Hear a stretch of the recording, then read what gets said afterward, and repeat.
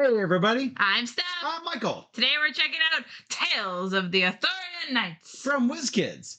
This game plays 1 to 4 players in competitive or cooperative mode That's cool. and plays in approximately 45 minutes per player. So, if you are familiar with Tales of the Arabian Nights, very similar sounding title, right? Yeah. This is a redo that it doesn't use at all the same stories, obviously, but it's been reworked quite a bit. So for the fans of Tales of the Arabian Nights, you should probably not go out and sell your copy of Arabian Nights because this is different enough from that to warrant maintaining both games, I think. Just my opinion. So, you've played Arabian Nights only once. Yeah, I think I had my arm chopped off or something. I don't. I was in a lot of pain for a lot of that game. But a lot of the same mechanics that were in Arabian Nights are also in Arthurian Nights. So you've got your status cards, which will show your different statuses that you have, whether you have beast form, or whether you're blessed, or whether you're ensorcelled, or lost, or plague ridden. All of those status cards are available in this game as well. Well, I don't know if all of them are in there, but a lot of them are in there.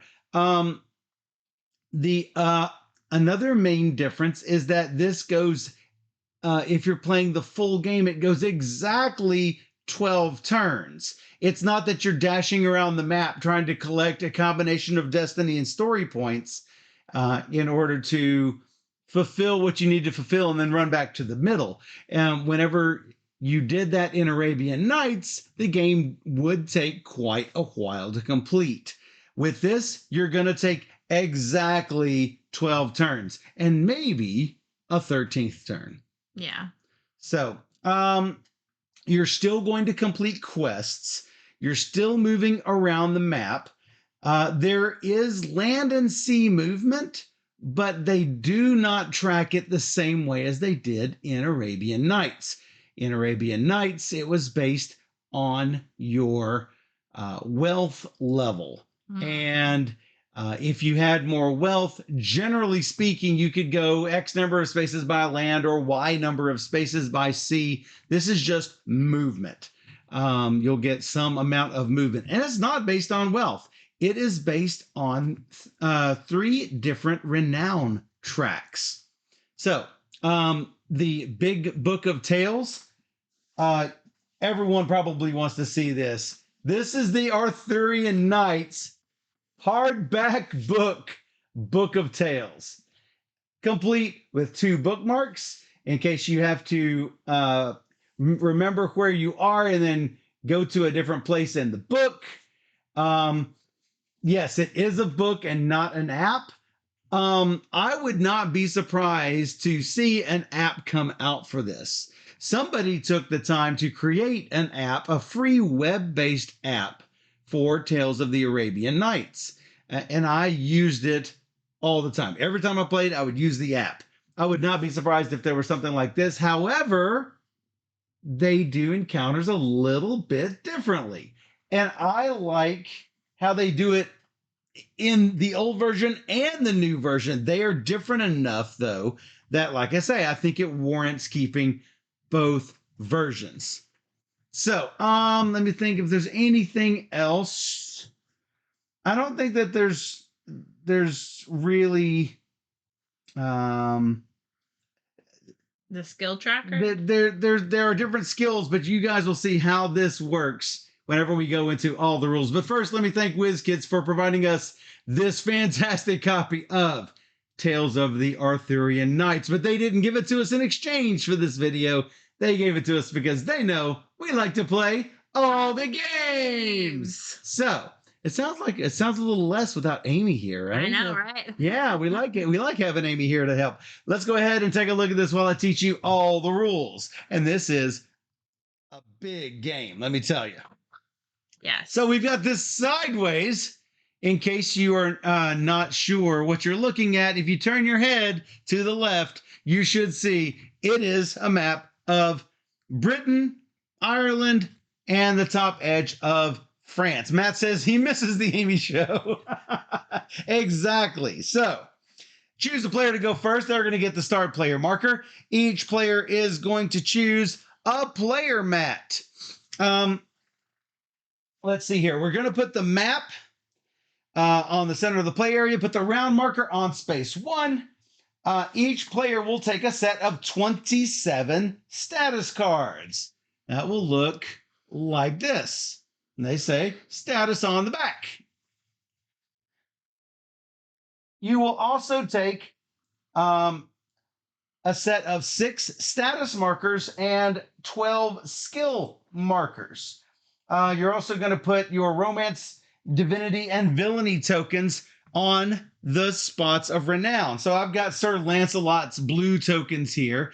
It doesn't matter that I'm using Sir Lancelot each and every game because I can randomize the skills that Lancelot starts with, or I can take what would be Lancelot's traditional skills. So, in the book, it will tell you which skills to take. So, I've got a set of these skill markers. I've got 3 martial skills: sword and shield, mounted, and warfare. There are 3 courtly skills: honor, diplomacy, and cunning. 3 spiritual skills: wisdom, piety, magic. 3 wilderness skills: nature, lore, endure hardship, and hunting. They have distilled all of the different skills in Arabian Nights down to just these 12. Now, in Arabian Nights, you've got the base version of a skill and the advanced version of a skill. It works a little bit differently in Arthurian Knights. In Arthurian Knights, you're going to place a skill. If you've got it at level 1, you're going to place your skill markers on this +1 track over here on the side. And as you gain more levels of that skill, you're going to advance the marker along the track until it reaches the +6 mark. Notice you can only have 1 skill at +6, 2 at +5, 3 at +4. And you're not limited to how many skills you have. You can have this entire, you can have all 12 of your tokens on this board if you manage to get lucky enough to hit the right encounters in order to get those. So, in Arabian Nights, if you did not have a skill, you could not use the skill. In Arthurian Nights, you can use any skill at a level of 0 because you're going to take that skill plus a die roll. So having a +1 is not greatly different from having a +0, but there are still reasons to get skills, and we'll talk about those here in a second. So,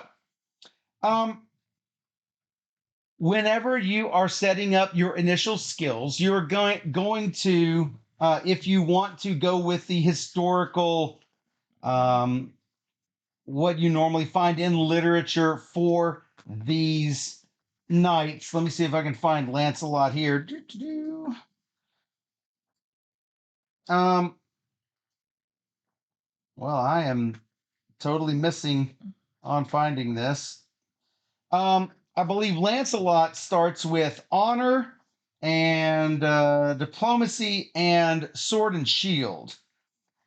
Somewhere in this book, it will tell you. I think it was the last page. Where I looked. Oh, first, the very back cover. Lancelot, sword and shield, diplomacy, and honor. Sir Galahad, what Steph has, traditionally had mounted, piety, and wisdom. So the first time you play, just take those, or just take 3 random ones.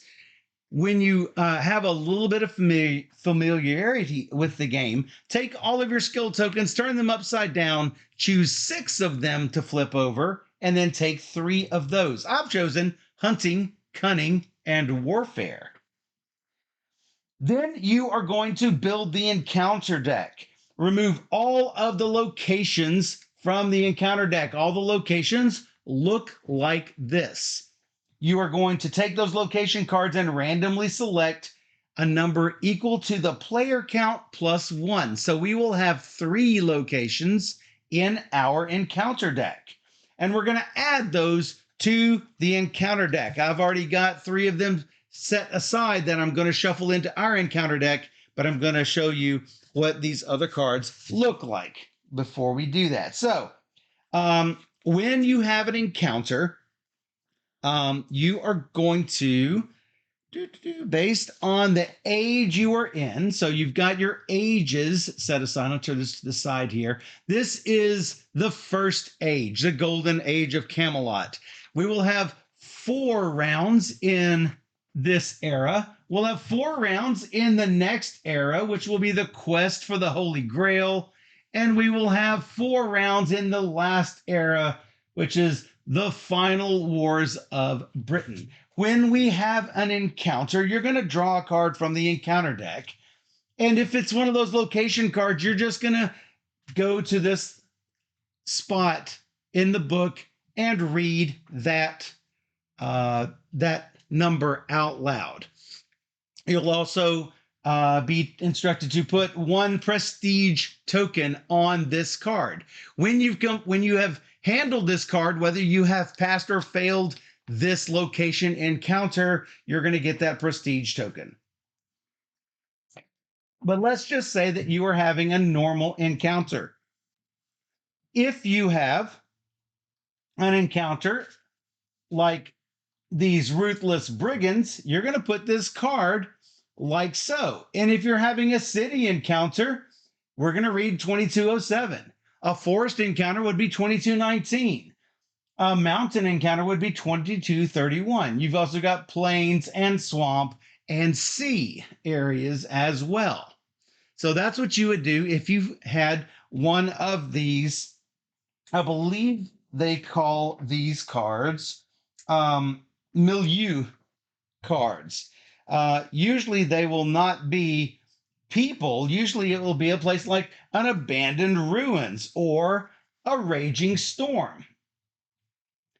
You might find a character like a hermit or a knight or a fool. If you draw a character card, you are also going to draw one of these feature cards and place it underneath like so. Look, now you're encountering a mad fool. You are going to go to number 1807 in the book. Do not read this book from front to back because that could spoil your enjoyment. So you will go to that section and read the corresponding section in the book. If there are any challenges to be done by the other player, you will not read the entire thing. I will go over that with you here in a bit when we talk about the gameplay. Yes, I have to do reading. Yes, she does not want to read. Yes, she has to read. Have to read. Otherwise, I could read it to myself and then just not look at the other stuff. No. But that's really hard to do. No. So, you're also going to shuffle up all the features deck, the treasures deck, the quests deck, the starting quest deck. The starting quests are red. The advanced quests are red. The starting quests are purple. Each player is going to get exactly 1 starter quest. Put it face up, and you might have to put some of your tokens on locations.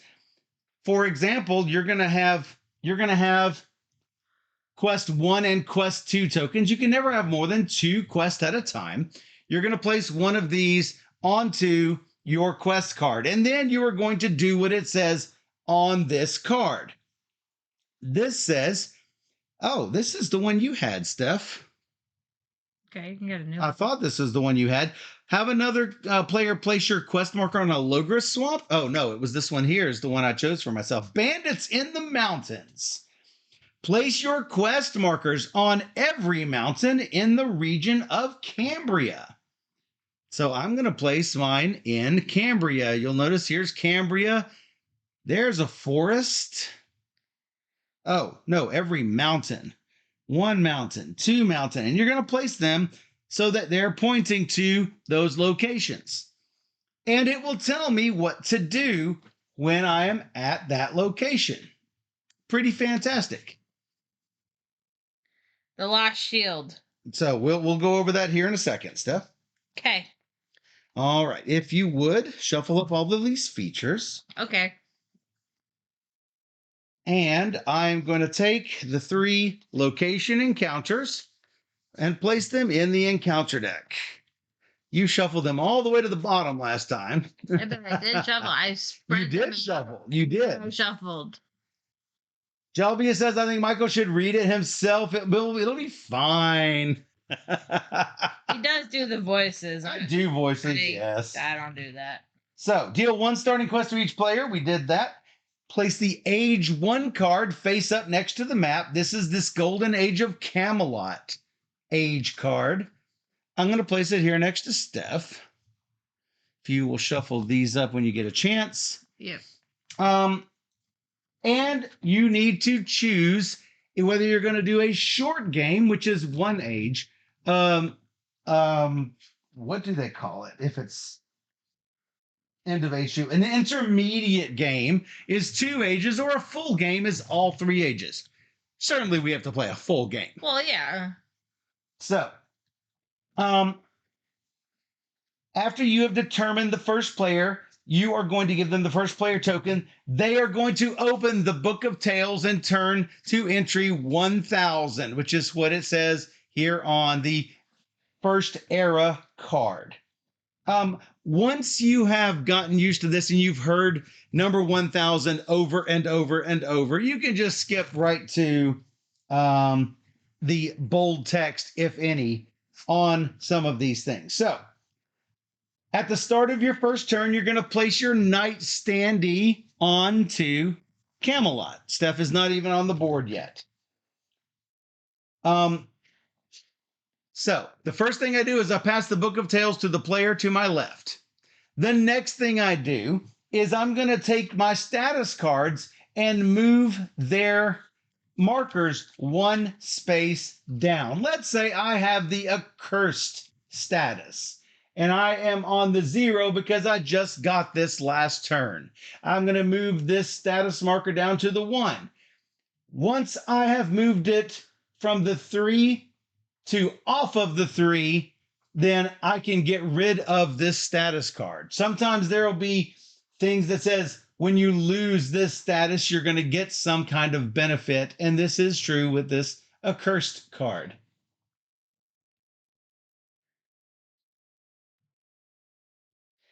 So,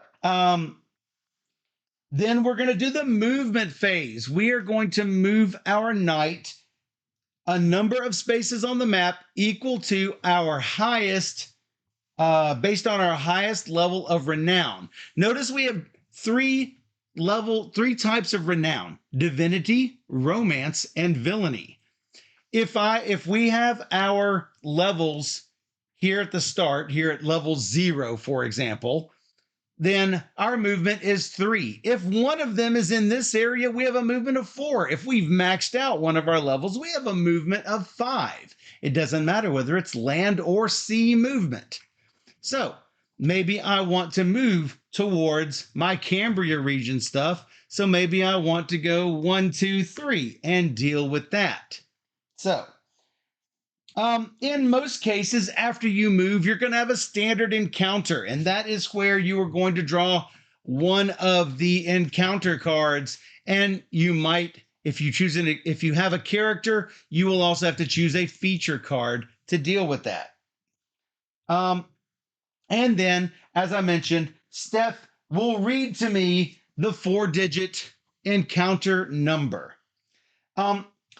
If I don't have a special encounter to do, then it will just be a standard encounter. If I want to do something like this, I might have to refer to my starting quest. This says when you reach each location, have a standard encounter. So I would have a standard encounter, and then as the card says, I need to remove my quest marker. And when all three of these are removed, I'm going to get some kind of benefit. For example, here it says I'm going to get 1 destiny. That's basically 1 victory point. And I'm going to get a martial skill of my choice. Those are those red skills. I could choose to increase my warfare to a 2. I could put mounted at level 1. So if this +1 track becomes filled, let's say I've got all of these filled up like so, and it says I can get one of the blue skills, then I have to give up one of these to take a blue skill. Or I can just give up my blue skill to keep these where they are. In either case, because I got messed up out of some advancement, I'm going to get 1 destiny point to make up for it. And that 1 destiny point is not bad, I got to say. As long as you've got a spot remaining, then you could just place your skill onto the +1 spot. Now, the same holds true if you've maxed something out and you were to get another point. I don't have another place to push honor. Or if for some reason I had cunning up there and I needed to move cunning up, I have no place to push cunning. In those cases, I would also get 1 destiny point to make up for it.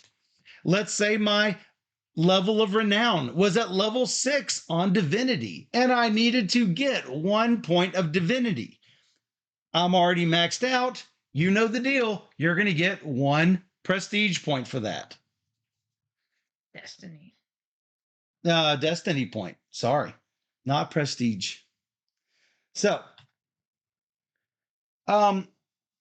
if I do not move, if I don't move from this location, I cannot have another standard encounter at that location. I can have a special encounter.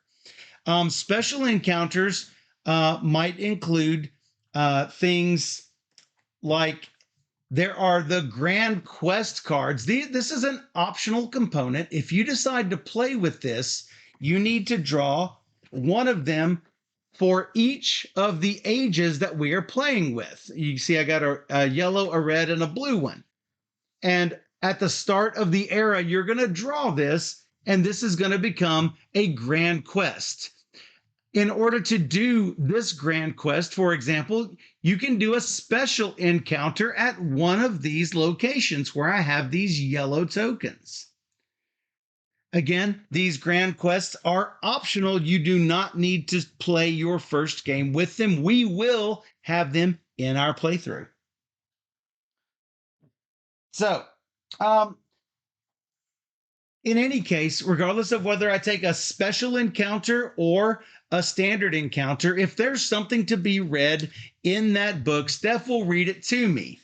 And it might say in the book, it'll say that you can do something by, for example, you may use honor to appeal to this person's better nature, or you may use your ranks in divinity to call upon the heavens to punish the brigands. And then you sit and wait. You don't tell me how difficult it will be to do each of these options. So let's say I am at this location here where there's a little one with a mountain, and I say I'm going to use my my divinity in this case. It might say that I need a number equal to 3 plus the location number. This means I need to roll a 4 or more after I've added one of my divinity ranks. Oh, excuse me. Divinity ranks are these over here. It's this. Yes, you are correct. So let me go back just a second. Let's say I chose honor. Honor is one of your skills. That's actually a good example for me to do. With honor, it might say, as my example was, 3 plus the number here. And I have a +1 in honor. So I need to roll a 4 after adding my benefits here. So I rolled a 2 plus 1 for honor, that's not good enough to beat a 4. So Steph she would not tell me whether I failed or passed. She will just read the appropriate section. And in this case, it is honor failure because I did not win with honor. So when you're using tests for divinity, romance, or villainy, there's no die roll. You just have to have a certain rank. Steph's not going to tell me what my rank is that I need. However, she can see here, if I have 0 to 1 rank of divinity, this is going to happen. 2 to 3 ranks of divinity, this is going to happen. 4 ranks or higher, the good thing is going to happen. What if it's equal to for your honor? Equal to or higher, it's good. Okay. Lower than is bad. Yeah. Now, you will notice on all of these encounters that there will be things that you get with this little bar symbol. The bar means and. So first when I complete this card, I'm going to gain 1 destiny and I'm going to get a martial skill. So anytime you see this bar symbol, it does not mean or, it means and. So keep that in mind. I'm moving my skills around. I need to make sure I reset everything back how they were. So that would basically be my turn. Then Steph is going to do a turn. And then we're going to shift this to number 2. I'll take a turn. Steph will take a turn. Move it down to number 3. Once we've finished with number 4, we're going to have what's called the end of Act 1. At the end of Act 1, we are going to read what happens for the next act, and it will say what you get as a benefit. If you take a look at your character sheet, it will also tell you, hey, there's a cool player aid right here that tells you exactly what your phases are. And at the end of the age, it tells you what you get. For example, at the end of age 1, you're going to gain a destiny equal to the highest skill rank of or your rank of renown. So if I have a skill rank up to a level 3 and I don't have anything better in my renown ranks, then I'm going to get 3 destiny points. In addition, I'm going to gain an advanced quest and 1 skill of my choice. So you can have, as I mentioned before, no more than 2 quests. If you ever get rid of your last quest, you will always draw an advanced quest. These right here. The red ones. I'm going to place these right here since there's nothing in that spot. So at the end of age 2, it's going to be a little different. You're trying to have skills that are rank 3 or higher, and you're going to gain a quest and a skill. If you already have 2 quests, you'll have to choose which of those 3 quests you want to keep. Finally, end of game. If you are located at Camelot at the end of the game, it's going to be worth 3 free points. You will also gain destiny equal to your highest rank of renown. Hopefully that's a 6. And you'll gain destiny equal to your highest skill rank or a number of skills equal to rank 2 or higher. So if you can get a bunch of these to +2 or higher, that may be better than having one of them pushed all the way to the maximum.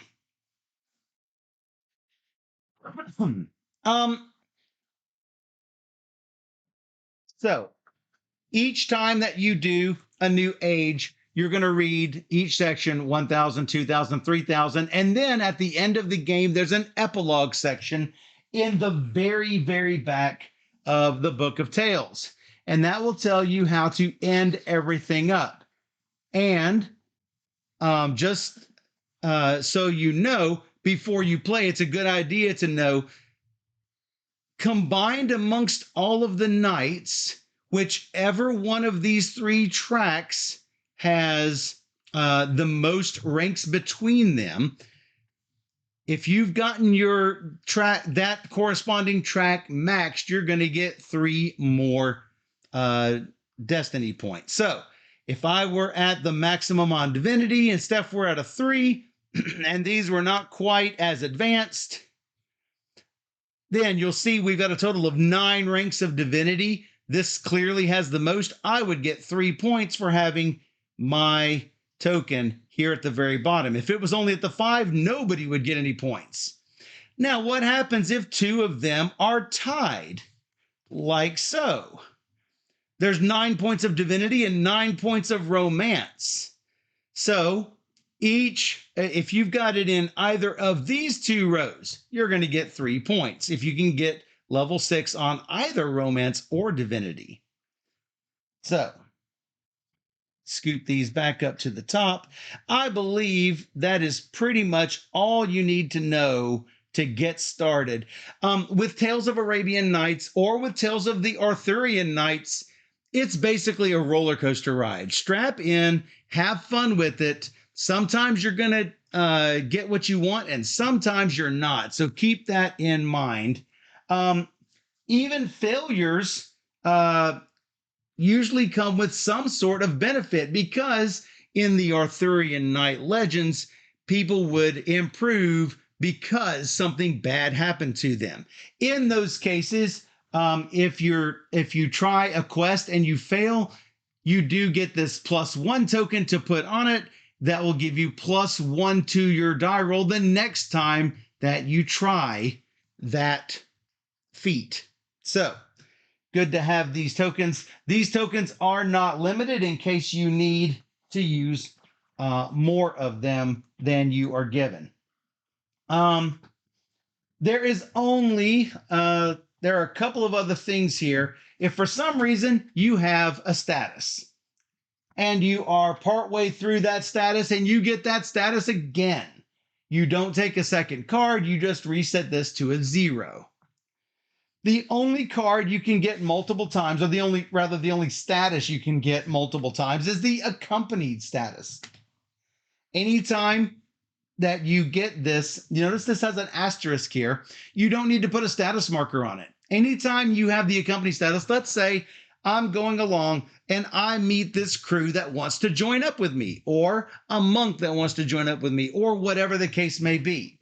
You will have extra tokens here, and they will give you ranks in certain things. Let's say that my new squire gave me 1 level of sword and shield and 1 level of honor. I would not put it onto my character sheet. I'm going to put it here on the accompanied sheet.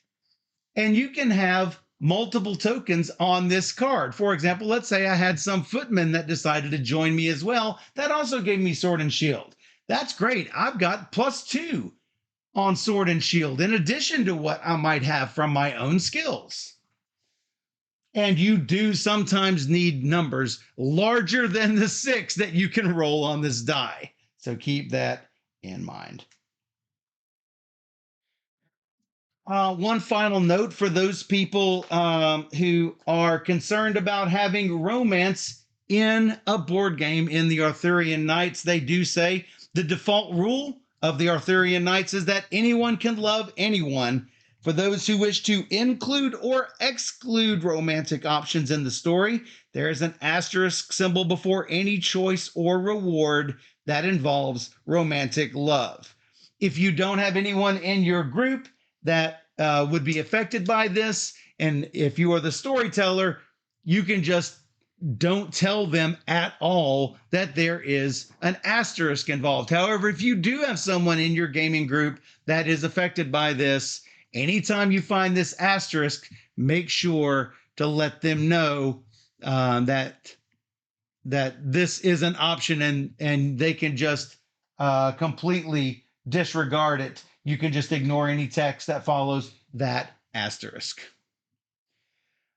All right. Is there anything that else that you can think of, Steph? I think that pretty much gets it. Yeah. It's pretty easy. It is pretty easy. With the Grand Quest, remember I said that they're optional.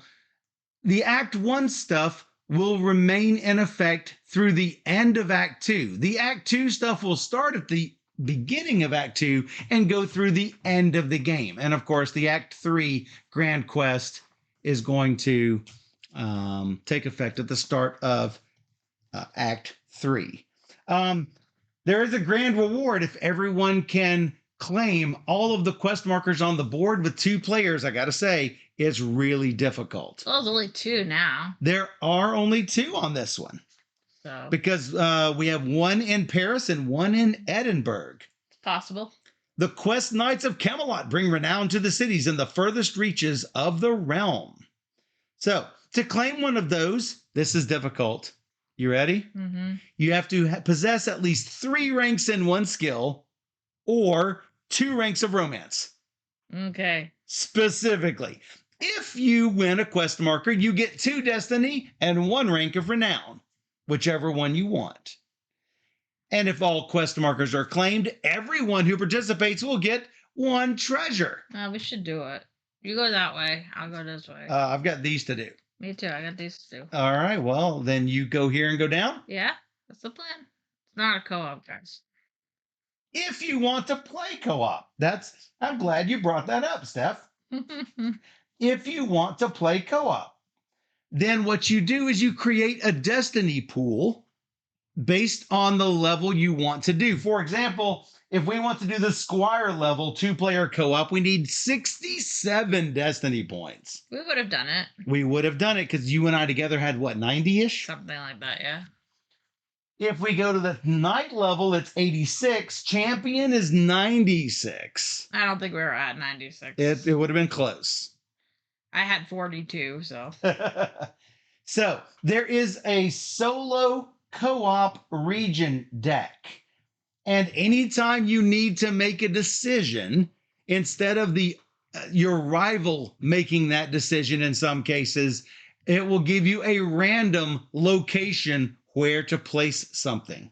So, and there are decisions that are to be made whenever you have a status of lost, ensorcelled, or mad. There are ways to deal with that. All right. There's also a pronunciation guide if you don't know how to pronounce the names. So that's pretty cool as well. All right. I have ruthless bandits in the mountains that plague the Cambrian hills.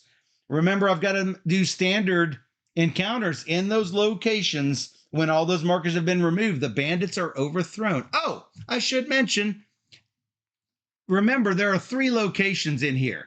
Notice these locations of power that are connected by these dotted lines. You can never go to one of these places unless you hold the location card for that place of power. Works a lot like the Arabian Nights places of power.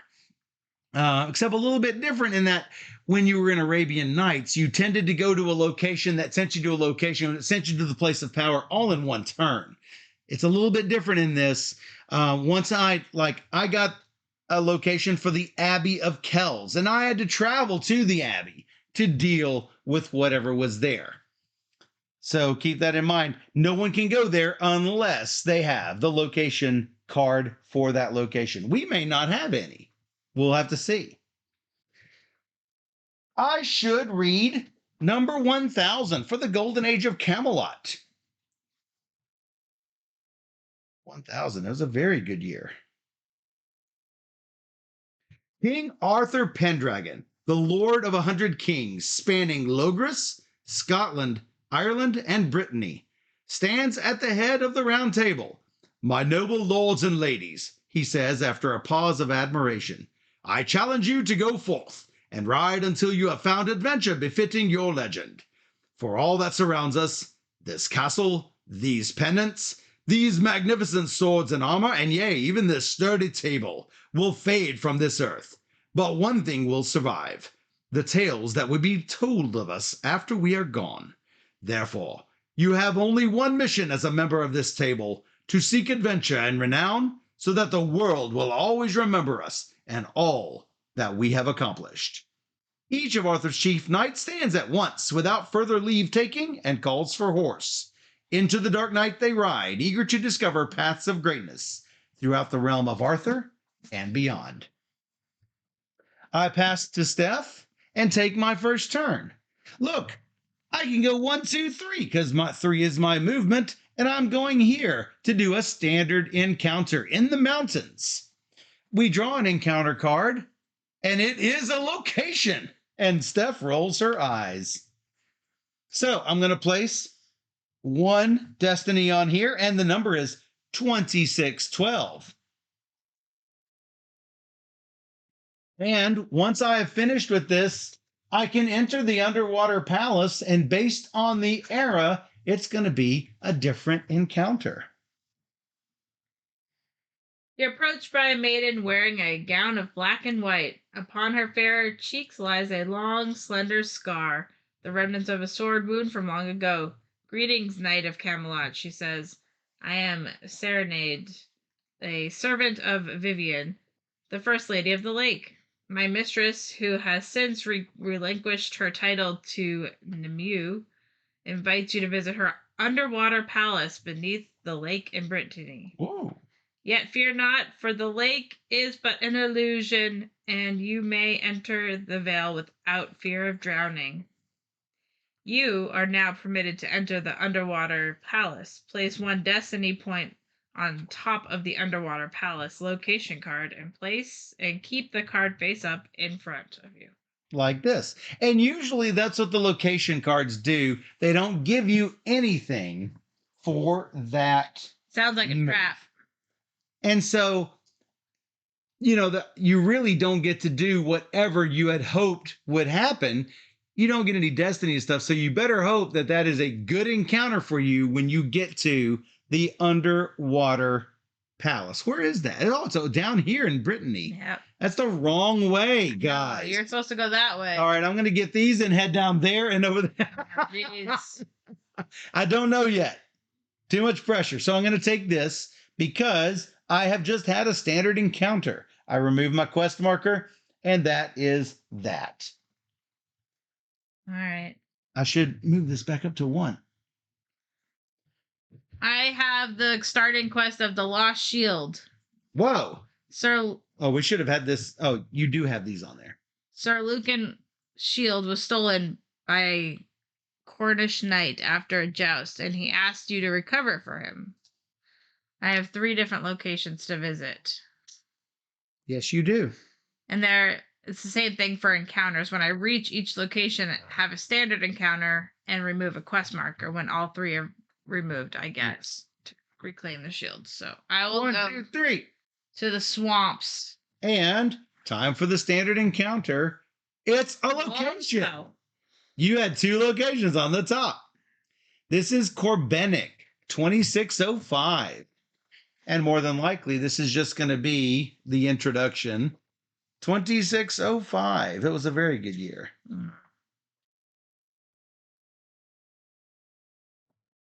You come to a swift, deep river and spy 2 men sitting in a small anchored boat. One of them is fishing while the other attends him. The fisher is late in years and wears rich royal clothing. He notices you and asks, "Prithee, good knight, are you wanting a place to rest and recover your strength? If you're in such need, please visit my home, the Castle Corbenic, and you will be treated as one befitting your station. You are now permitted to enter Corbenic, the Grail Castle. Place 1 destiny point on top of the Corbenic location card and keep it face up in front of you." Wow. That ends turn 1. Turn 2 time. I get to take this off, and I'll go that way to the other yellow one. Well, I don't know where I'm going yet. I mean, eventually I do want to go to the underwater palace. Yeah. Let's finish with these and decide where we are. Well, you can go there now because you'll get a different encounter depending on what age you do it. I know. But I got things to do and people to see. I know. I can't make it there by the end. 5 left now. 1, 2, 3, 1, 2, 3. So I've got to get to here before turn 8 finishes. That's difficult to do. Now, also, I probably want to save that until I get enough skills because I don't have that yet. So I may not even go there, all things said and done. Yeah, I'm having a similar issue with these 2, but... So once I get here, I've got 1, 2, 3, 1, 2, 3, 1, 2, 3.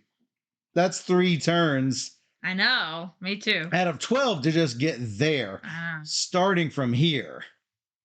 So let's see what happens here. I'm going to go here. Now, these are on standees, but just so you can see it a little bit easier, we've got our guys like so. This is going to be a location number 3 in case there is any sort of difficulty. It is Magnificent Feast. Put it right here. I am in the mountains, 2236. I love how they do this. I do have to say. There's not a pre-table to look up like there is in Tales of the Arabian Nights. 2236. That's correct. Okay. I don't know if that was a good year. Nothing about this. There you go. What? Nothing. Nothing? I might need those. Maybe. As you round the bend of a wide mountain path, you hear raucous music. Raucous? Raucous? Yes, raucous. Never had to spell that word before. Music. Drifting down from above, you look up and spy a massive stronghold, larger than any that you've seen before. Stronghold Games? Yep. Oh, good. You see no clear path up to the castle, but upon a nearby boulder sits a huge maiden. Whoa. Easily 8 feet tall. Whoa. That's one big maiden. Weeping by herself.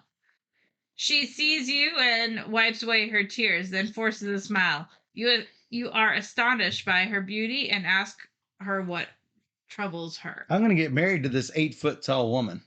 That's what I'm going to do. If you have story token number 30. I do not. Okay, otherwise gain story token number 30. Whoa. Now this is new for us. Yeah. And then it says continue reading.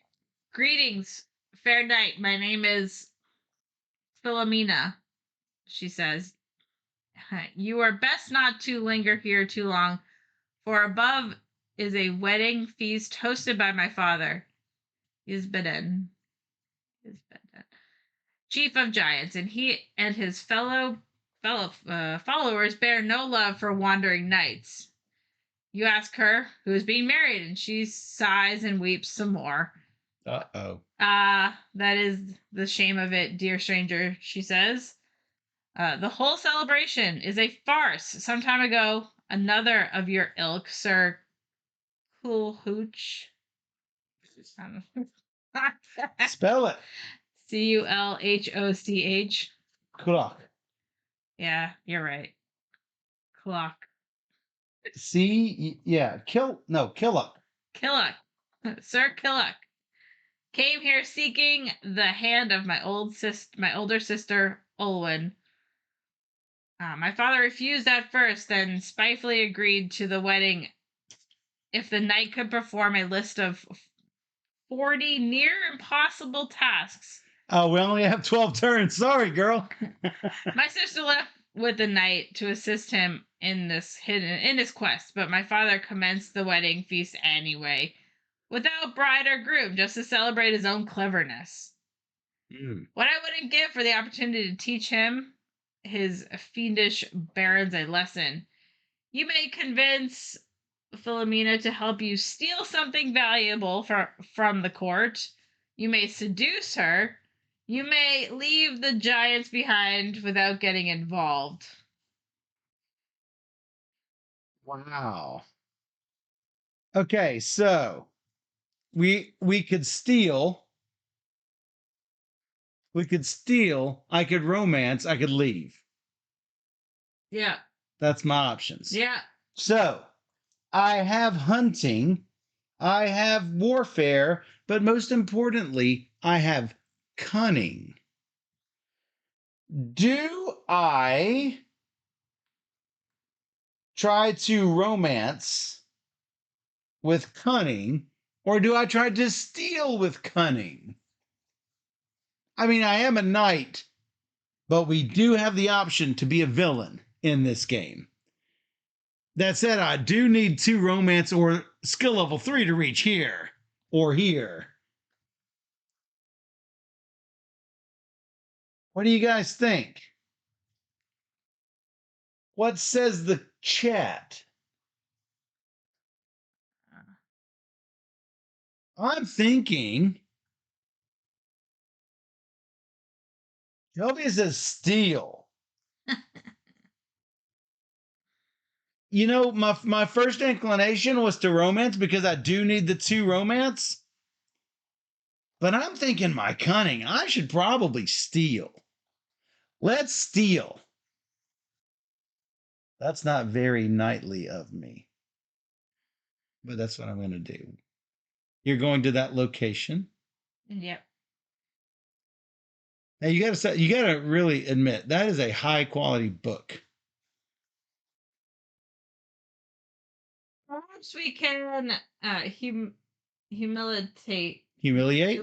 your father and the court by stealing something of value right from under their noses, you suggest. Philomena is initially surprised by your suggestion, but she has a rebellious spirit and eventually agrees that this will be a fitting punishment for her father and his lackeys.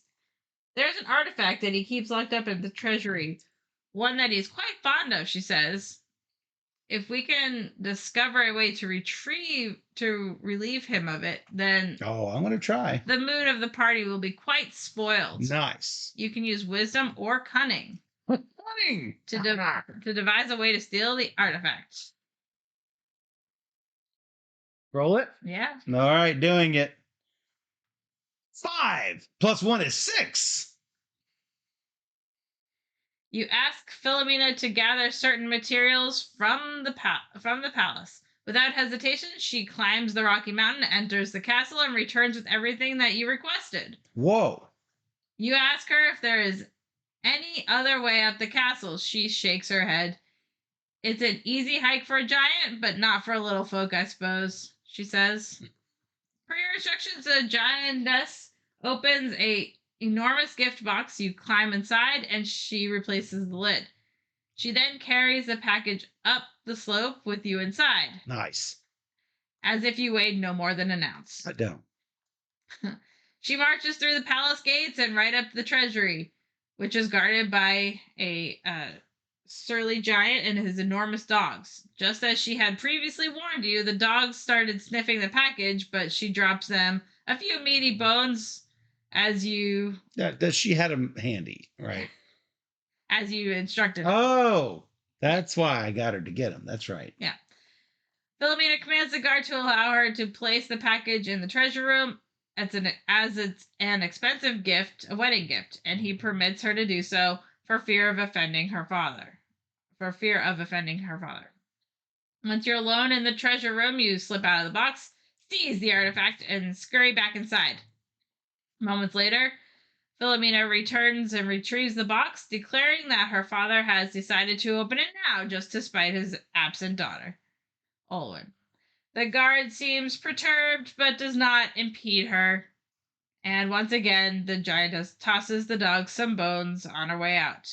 When no one can see her, Philomena exits the palace and carries you all the way down the hill. You're both thrilled that your plan worked, and Philomena seems particularly impressed by your cleverness, a trait that she seems to admire more than any other. Gain 3 destiny. 3 destiny. 1 courtly skill of your choice. 1 courtly skill of my choice. It's going to be cunning because I need to get level 3 in something. So that's what's going to happen. 1 rank of romance or villainy. Ooh, romance coming up. And a treasure. That's what I was waiting for. What do we get with this treasure right here? Ooh, it's the Sword of the Strange Belt. Yes. Gain 2 ranks of piety. Before rolling the die, you may discard the sword to instantly succeed at a sword and shield skill roll.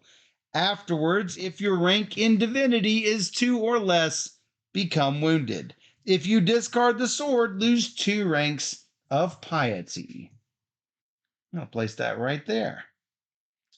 And yoink, that one comes off. And that is my turn number 2. Your turn number 2. It seemed really good. I mean, that was really good. All right, let's try and go here. I got my romance too. Wow, chicka, wow, wow. Which one? The Tutney. the Tautnus. All right. Drawing a card. It is Squire. what kind of squire? A blessed squire. It's a blessed squire. 1303. That was a very good year. Oh, jeez. 1303. You and your retinue draw up to a jousting field. So knights have a retinue of people who will tend the horses and cook your food and things like that. And they mention in the rules that they're not with you 24/7. Sometimes you're off scouting on your own. Sometimes you're off, by yourself. So you don't have to really account for them unless they are one of the things that one of the groups that accompanies you. So draw up to a jousting field outside a small village. The onlookers cheer their champion, Sir Meliot de Logres, who prepares to tilt with Sir Gilbert the Bastard.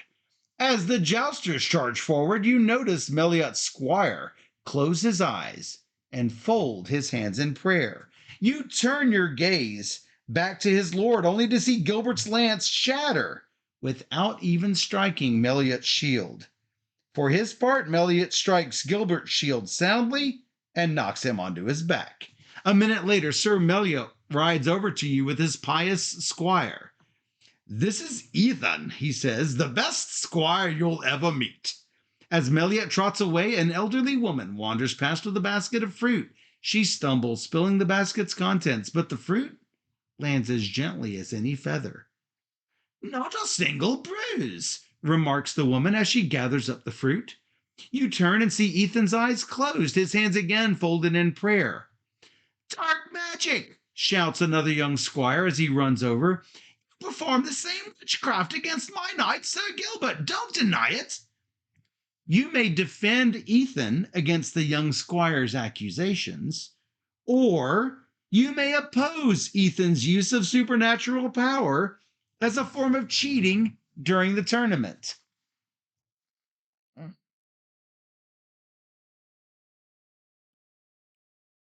Matt, I tried to betray the group by stealing the artifact. Oh, you're joining with Ethan. You're defending him against the young squire's accusations. Yeah? Sure. All right. Let's go. Let's go. You don't sound like you're impressed here. Ooh, this is a good one. Okay. You stand between Ethan and the enraged squire. "Witchcraft?" you scoff. "I think not."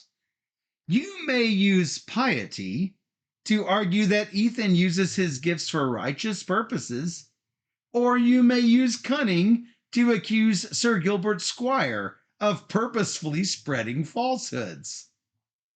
Womp, womp, womp. Yeah, let's go with piety. At rank 0. Yeah, they're both rank 0. So. Well, this is where you have to decide which is more likely to be the static value and which one is more likely to be the location added value. I really don't know. And sometimes you really don't know. All right. You chose which one? Oh, you rolled a 1. All right. Well, I chose piety 1. It's terrible. Let me turn the page here. Yep, failure. You furrow your brow. You are filled with envy, varlet. Ethan has a gift bestowed upon him from heaven, while you, dear boy, possess nothing but spite. The young squire's face grows red as he points towards Ethan once more. "You, whatever you are, will face judgment before the church," he shouts as he bolts away. Ethan sighs. "I cannot tell if you sought to help me or harm me," he says, "but whatever your intentions, I am no longer safe here." He climbs onto a palfrey and flees, making you wish you had found words that inspired reconciliation rather than rage. Gain piety. Yep.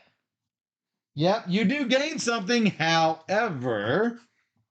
Yeah. Yeah, I didn't. Yeah. I want to double check. to see when you get the pluses. I think you just get those pluses if you fail one of the big quests, not when you fail a little thing like that.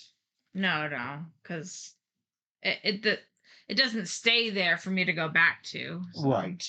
But I didn't know if you kept it for any old thing. No. All right, this is going to be number 3. I will hand this back to you. Furrowing brow. Yeah. That's Steph's furrowed brow right there for sure. It's true. I am going to go here, and it is standard location 3. It is a dwarf. What type of dwarf? A wise dwarf 2012. That was an okay year.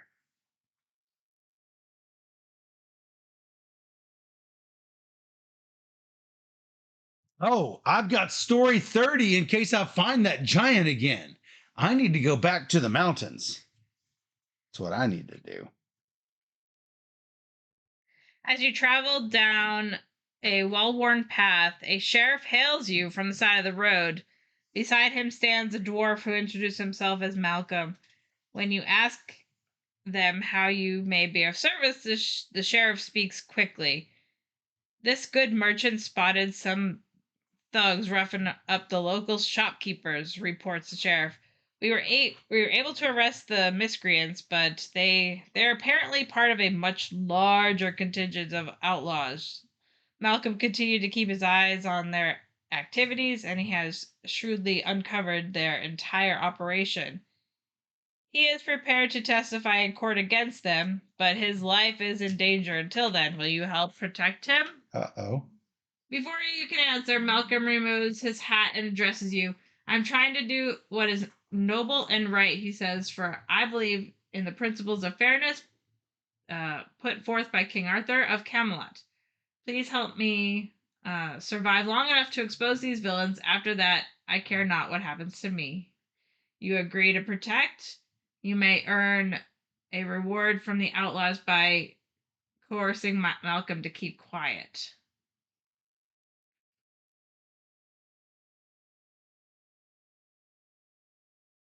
I'm going to try to, just because of my skills, I'm going to try to coerce him to keep quiet. Really? I don't have diplomacy. I do have cunning. Oh. Malcolm's always stuck in the middle. Get it? Yeah. Okay. I got it. Of course, I will protect his worthy merchant, you say with a convincing falsehood. Leave him with me, and all will be well. That's such a bad night. The sheriff thanks you and departs. Once he is gone, you turn to Malcolm. You may use diplomacy to try and convince Malcolm to keep silent, or you may use your ranks in villainy. No! Maybe I should have just dealt with the sword and shield with my fantastic sword, but then I would have been wounded because I don't have any divinity. All right, I'm going to try the diplomacy. That's how it's going to have to be. Oh no! How about a 1? What's my failure? Take heed, merchant, you say. Nothing you do here will matter. I suggest you leave town now while you have the chance. Malcolm stares at you indignantly. Apparently, not all of the knights of Camelot cherish the cause of righteousness, he says boldly. Yikes. I care not what you suggest. I'll do what is just, and nothing you say will dissuade me. Whoops. With that, he pivots and leaves your presence, and you cannot help but admire his unbridled tendencies. Okay. Gain diplomacy. Yay! Well, shoot. I take this. That's my 3rd and final. So, when all 3 markers have been removed, the bandits are overthrown. I gain 1 destiny. I gain a martial skill of my choice. Do I want something new?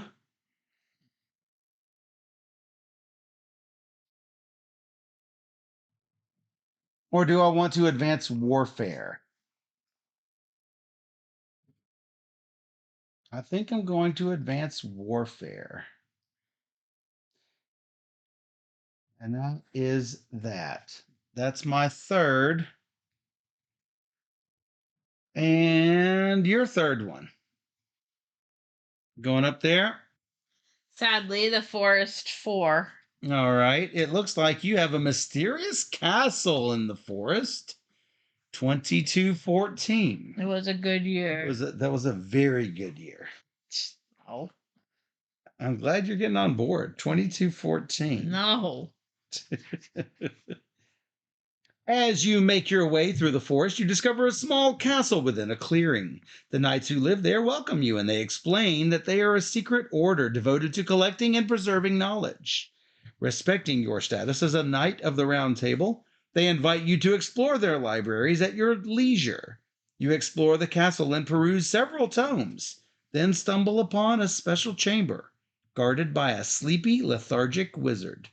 Noting the room's location, you return to the main hall, where the knights request that you test yourself against one of their champions so that they may study your tactics.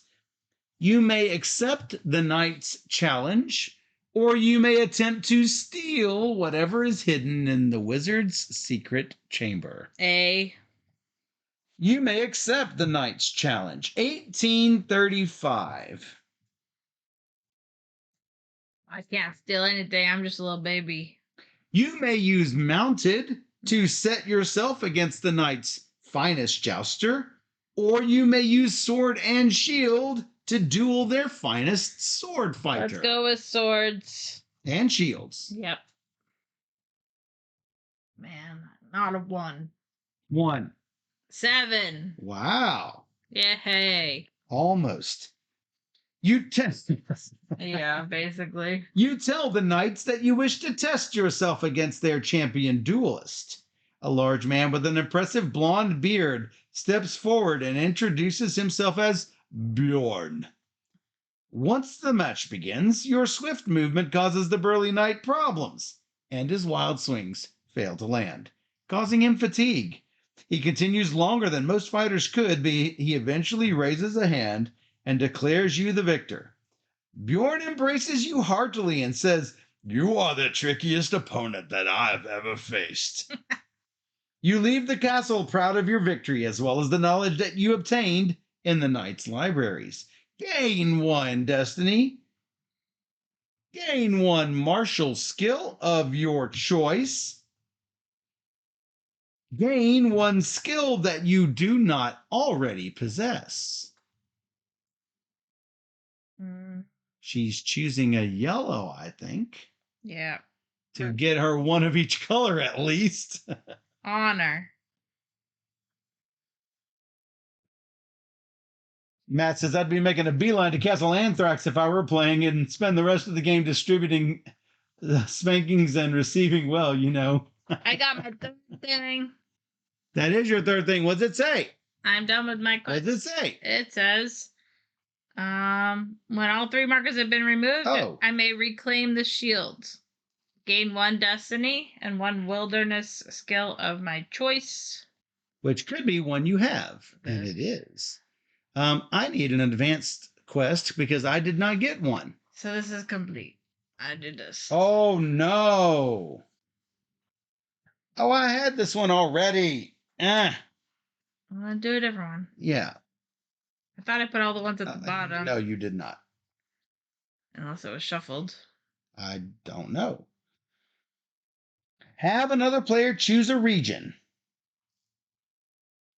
Depends on how much you want that down there to be done. I will choose a region of Normandy. Where's Normandy? That one. Then I will place my quest marker on any city in that region. I reach the city, I may battle. Oh, this is Dragon Slayer. A vicious dragon is laying waste to a distant kingdom. When I reach the city, I may battle the dragon using either mounted or sword and shield, which is a 2 plus the location number. If I succeed, turn to 1009. If I fail, put a plus quest marker on this card. So you are saying Normandy. Mm-hmm. I will choose fillets. All right, my quest is Kingdom of Destiny. You learn that you are the heir to a wondrous kingdom. Setup: have another player place a quest marker on a city except Benwick or Orkney.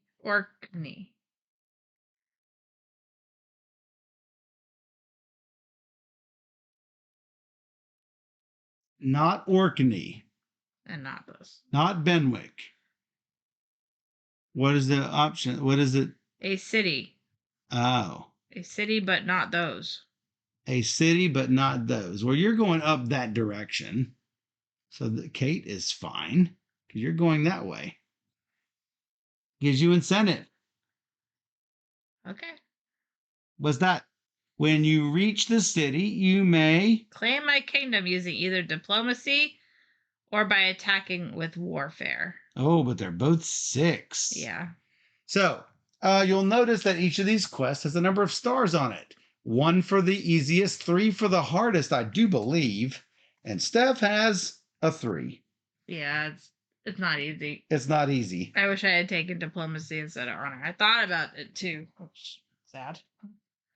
So we're on number 4. Is that correct? Yes, because we both finished our third things. Now, I will say, between each age, we will be summoned back to Camelot, and we can choose to take it or not. We don't have to, but we can. Oh, I probably would have chosen this Calais then instead of fillets. I did forget to mention in the rules, you cannot have a standard encounter at Camelot. You can stop at Camelot and take a special encounter, which is to gain an advanced quest. And I'm about to get my second quest anyway, so I don't really want to take an extra quest. I can't really get anywhere that's going to help me a lot. So I should just choose anything, really.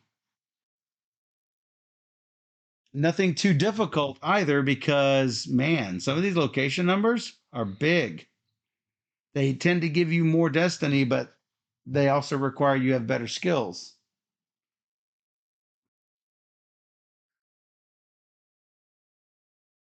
You know what?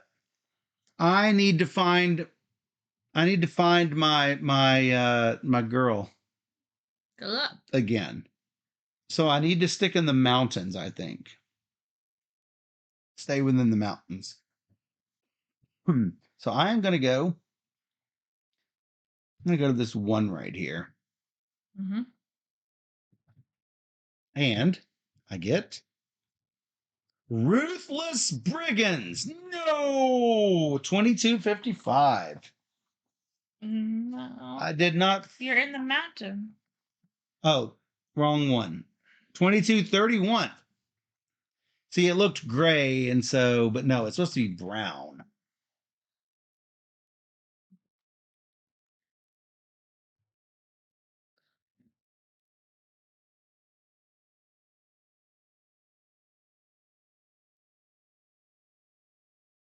All right. 2231. Yep. As you and your retinue make your way through the wooden section of the mountains, you find your path obstructed by a deep chasm. Not far away, you spy a rock formation that spans the divide, creating a natural bridge. Nice. As you approach the near side of the bridge, however, several rough looking men emerge from the trees, calling merrily to one another and obstructing your path. Their leader, a remarkably lanky fellow, holds up his hand and informs you that he and his men exact a toll from the travelers who wish to cross the bridge. We don't mean you any harm, strangers, he says earnestly, but we're down on our luck and we've got mouths to feed. Yeah, I understand. So pay up or you'll have to take it out on your hides. We'll have to take it out on your hide. Okay. As you look around, you see your party has been surrounded, so turning back is not an option. Hmm. You may attack the highwaymen. You may convince the highwaymen to end their pillaging. Convince them to end their pillaging. Yeah, so that's gonna work. 1967.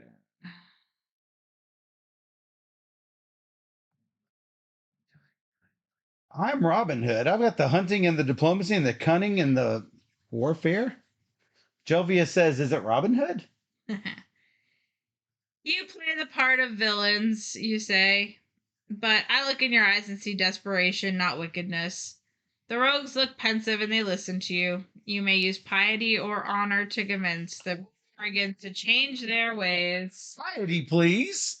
All right. 8. Boom. Really? Yes. Oh, okay. You currently walk the path of damnation. You warn them. But scripture teaches us that sinners may repent, amend their ways, and be forgiven. Turn aside from your corrupt path, and we in turn shall pray for your future prosperity. At your words, the highwaymen look both abashed and hopeful. Thanking you for your pious counsel, they wave you through, promising to return home and reconsider their present vocation. That's right. Gain destiny equal to location number. 1. One spiritual skill of your choice. Ooh. That's going to be piety only because I need something at level 3, and that would do it. 1 rank of divinity. 1 rank of divinity. Unfortunately, that puts me at level 1 on romance and divinity, which is not a lot. All right. All right, that's my 4. What's your 4? I don't know yet. You still think about it?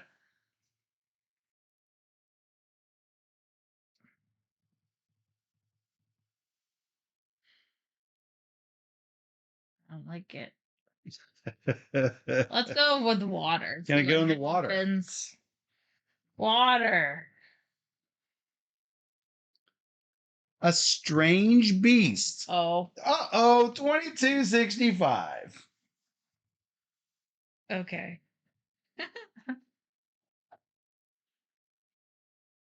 Well, I almost turned right to it. Oh my goodness. After having come ashore in the morning to avoid a violent storm, your crew is now preparing your ship to set sail once more. As you spend a quiet moment on the beach gazing out over the waves, your reverie is interrupted by a dark green stallion that bursts from the depths of the sea and gallops forth onto the sand about 100 yards away from you. As you focus on the extraordinary creature, you notice its mane is formed of seaweed and that its nostrils flare as it prepares to charge toward you. Wow. The captain calls to you from the ship. Flee, my lord! 'Tis a kelpie, a shape-shifting spirit of the sea!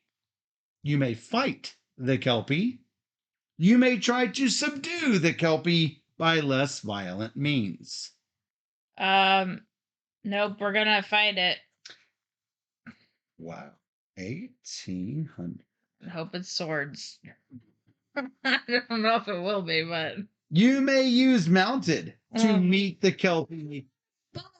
I shouldn't have. No, you're on shore. I thought it was on a boat. I don't have mounted. They're preparing your boat. All right.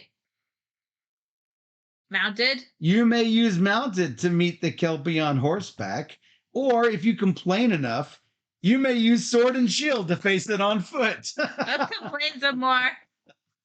Let's sword this seaweed creature. Let's sword this seaweed creature. Oh, jeez. 1. 7. Drawing your sword and raising your shield, you charge down the beach to meet your foe. The kelpie gallops towards you even faster, racing through the sea foam with a ferocious roar. Just as a collision seems imminent, you leap aside and thrust your blade into the kelpie's side, piercing its heart and lungs. Oh, I feel bad. The dreadful creature does not even manage a final cry before collapsing dead upon the ground. That's too bad. I would have thought otherwise, but I don't have any other skills. Gain 2 destiny. Okay. Where is your place that you're going to, by the way? I'm headed up. Quebec. There's I'm heading up Quebec. north. Gain 1 martial or wilderness skill of your choice. There's your third. That is your third. All right, that's the end of the first age. Oh, I should mention it's not a big rule, but it is a small rule. When you run out of these encounter cards, if you do run out of them, or the feature cards, don't shuffle them. Just turn them over and run with them like that. Supposedly it keeps you from having the same encounter. I think what it does is it stops, like, let's say you do your last encounter card, it stops it from being shuffled into the first position of the next one. I think is what it means. So anyway, we are moving on to the quest for the Holy Grail, number 2000.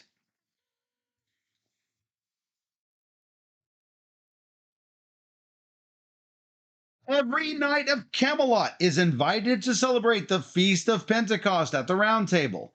Every knight may immediately move to Camelot if they wish. Knights who are in prison, lost, smitten, or unhorsed may not. Well, you do. No, Probably not. I'm definitely not. King Arthur calls for the feast to begin, but his brother Sir Kay rebukes him soundly. My lord Arthur, he growls, at every high feast you have waited for some adventure to befall the court. Before we commence eating, shall we break with tradition now? You are right to scold me, Kay, responds Arthur. While they are still speaking, the doors to the hall slam shut. Moments later, a golden chalice covered in a cloth of white samite appears and floats past the assembled knights. As it does, each knight instinctively knows the name of the wondrous artifact, the Holy Grail. Afterwards, the Grail disappears, and a feeling of loss settles on every knight in Britain as the world descends into a barren wasteland. Every knight feels the call of the Grail and must respond in the way that guides them, whether to fathom the mysteries of the Grail or to protect the ones whom they love in the absence of the Grail, or to rejoice at the departure of the Grail. Every knight, what's the airspeed velocity of an unladen swallow? I don't know that. Every knight scores destiny equal to their highest skill rank or their highest rank of renown. I have 3. 3. After scoring is completed, every knight draws one quest card, and then I'm first. And then gains 1 skill of their choice. In addition, every knight who is betrothed and has 0 ranks of villainy gains 1 rank of romance. Then the first player begins their next turn. So, I gained a quest, and Steph can choose whatever for me on here, if there is anything to choose. Oh no, it's a level 3 quest. You would not have wanted that. Yeah, I would. Have another player place your quest markers on any 2 different cities. When you reach each city, have a standard encounter and remove your quest marker. When both have been removed, your fame ascends unto the heavens. There are my 2. Where do they go? On 2 different cities. Any 2. I'm gonna put one in Limerick. There once was a man. No. And one in that. No. Yeah, sure. Benoit. Sure. African or European? So now you get yours. Your second quest. Journey to the unknown. Whoa. In a dream, you hear a voice calling you to visit a palace of mystery, a place of mystery. Search the encounter deck for a location card related to one of the places of power on the game board. Whoa. If there aren't any, there is one. There should be one. There's definitely one. Search it. I was still reading it, but you can finish reading it. If there aren't any of the deck, choose one that was removed during setup. Place your quest marker on the corresponding place of power, and then immediately encounter the location card as if you had just drawn it. Yep. Then shuffle that. So you can read it. Benwick, no. That's what it said. It says immediately encounter the location card as if you had just drawn it.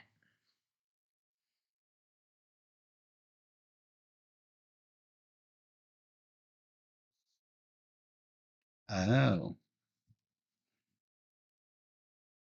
Here is Benwick.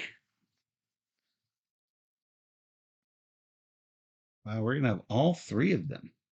So here's your one because you're going to need that. Where's Benwick? Opposite of where I'm going, so. No, where's the place of power?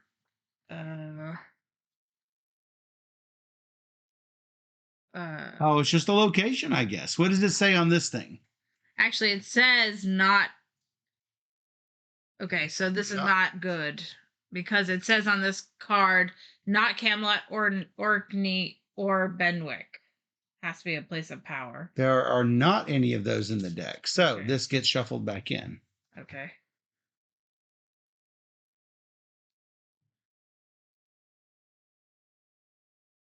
If you can swash through that a couple times. Sure. I've got to find where I put these. These ones? Yes, please. You got Cave of Merlin. Whoa. Oh my god, I just left there. Well, that might be too bad. I have to go back. Well, I mean, you're 3 away from it. I know. Put your 1 on it. Turn around. And what number is it? 2610.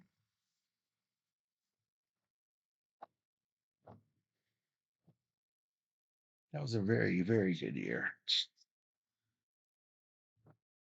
You are startled by a long-eared owl that swoops down from the noonday sky, only to alight gracefully upon your shoulder. You are further astonished when the owl dramatically swivels its head to face you and speaks in an affectedly posh accent. Prithee, young one, make haste to Merlin's cave beneath Castle Tintagel. The feathery messenger hoots. Your presence is required. Then, after taking a few seconds to preen itself in an endearingly pompous fashion, the owl, whom you now recognize as Merlin's familiar, leaps from your shoulder and soars away. You are now permitted to enter the Cave of Merlin. Place 1 destiny point on top of the Cave of Merlin and keep the card face up in front of you. Wow. Now you may take a skill, and I need to take a skill. We would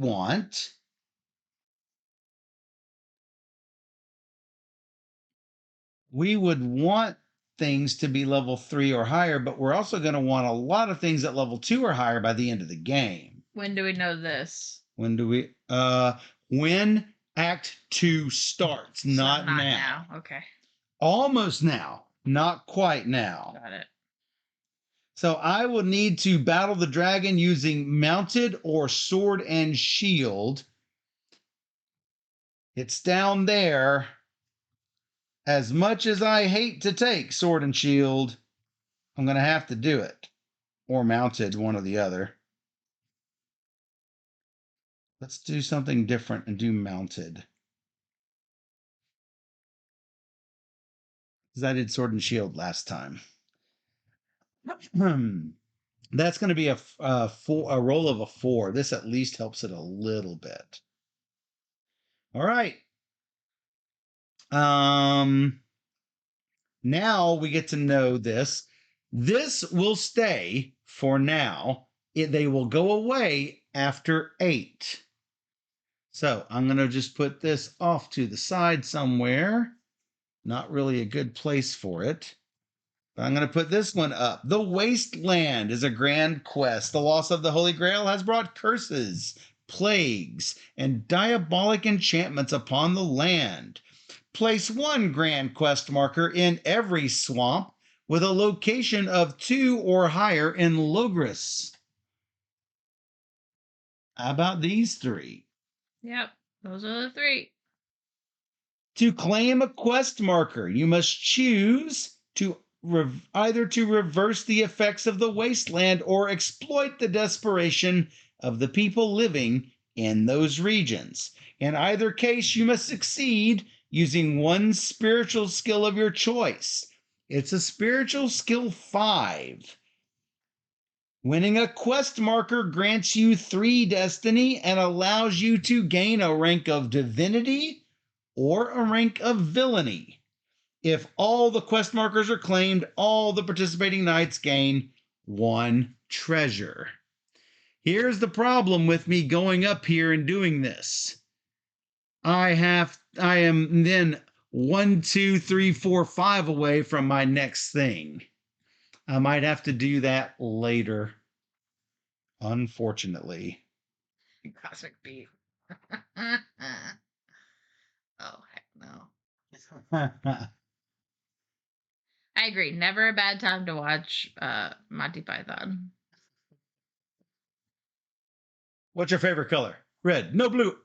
Ah! All right. Number 5, time to go. I know where I'm going. 1, 2, 3. This is Bada boom, bada bing. this is the hard one. Because Is it a special encounter? yes, it is. Oh. When I reach the city, I may battle the dragon using either mounted or sword and shield. It's 2 plus location, so I need a 4. Ooh. I have a 1. It's a 2/3 chance. You got this. Got this.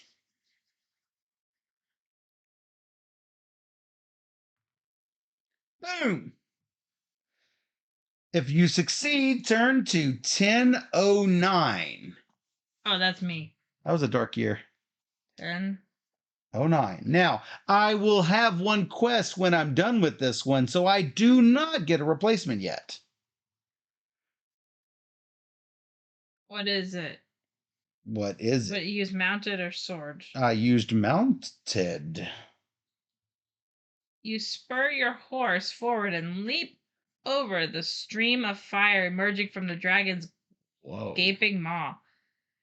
Your horse's hooves have barely reached the ground again when you skewer the dragon's chest with your sturdy lance. Gain destiny to location is 2. I am Lancelot. Mounted. I'm guessing that is. I gain mounted? Yes. Does it say mounted? Sorry. It's mounted only. Then I gain mounted, a skill in mounted. 1 rank of renown. Oh, 1 rank of renown. I think I'm going to take divinity because this will give me divinity as well. What will this give me? Oh, it'll grant me 2 divinity and destiny and 1 rank of renown. Just going down there. That is a special encounter. It is a special encounter. That seems good. So this quest is complete. Turn it over. Put it with your other quests. I still have a quest, so I am good to go. You're number 5. It does fit in the box. That is a chunky book. I mean, look. I gotta show this. Look how thick this book is. It is. There are 3 columns across every page, and it's got 384 pages. That's a chunky book. I'm gonna go to Merlin. Let's go see what he has to say. 1, 2, 3. Yep. Cave of Merlin. Nope, too early. What do you mean? You've now died. 25, What? 22. Is it that time? It is that time. You know what I'm going to say about 25, 22? It's a terrible year. Yeah. From the Edge. Let's see. Dan says it's nicer than the Arabian Nights book, which is spiral bound. Agreed. From the edge of Castle Tintagel, you carefully make your way down the steep path of the cliffside to the roaring beach below. There, beside the crashing waves of the sea, you find the cave that Merlin uses as a place of contemplation. As you enter, you find the tireless wizard sorting through a number of manuscripts and loose papers. His materials are strewn across a stone desk that looks like it has been shaped from the minerals of the cave floor itself.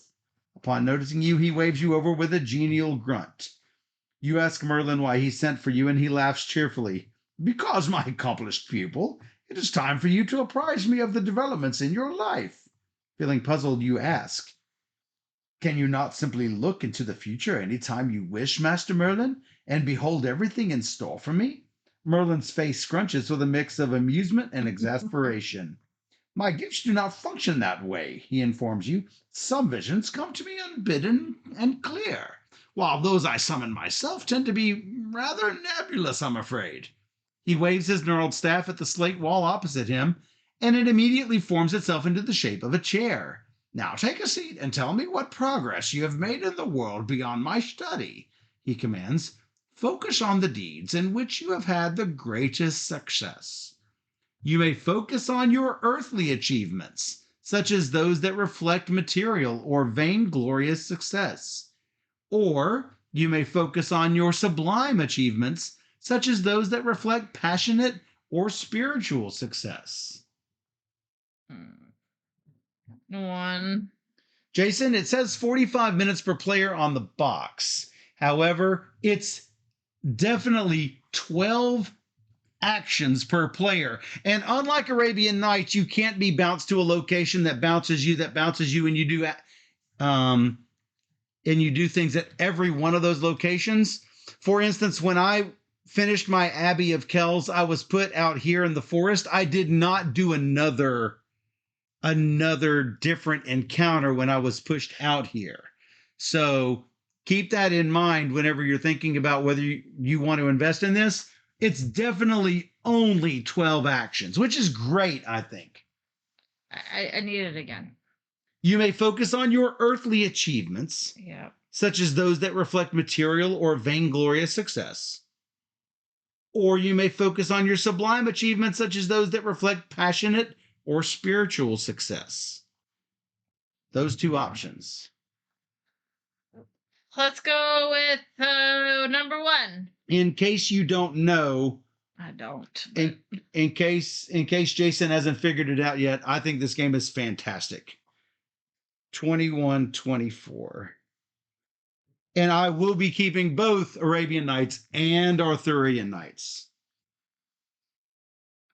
You may use either your earned destiny points or your ranks in villainy to recount your deeds to Merlin.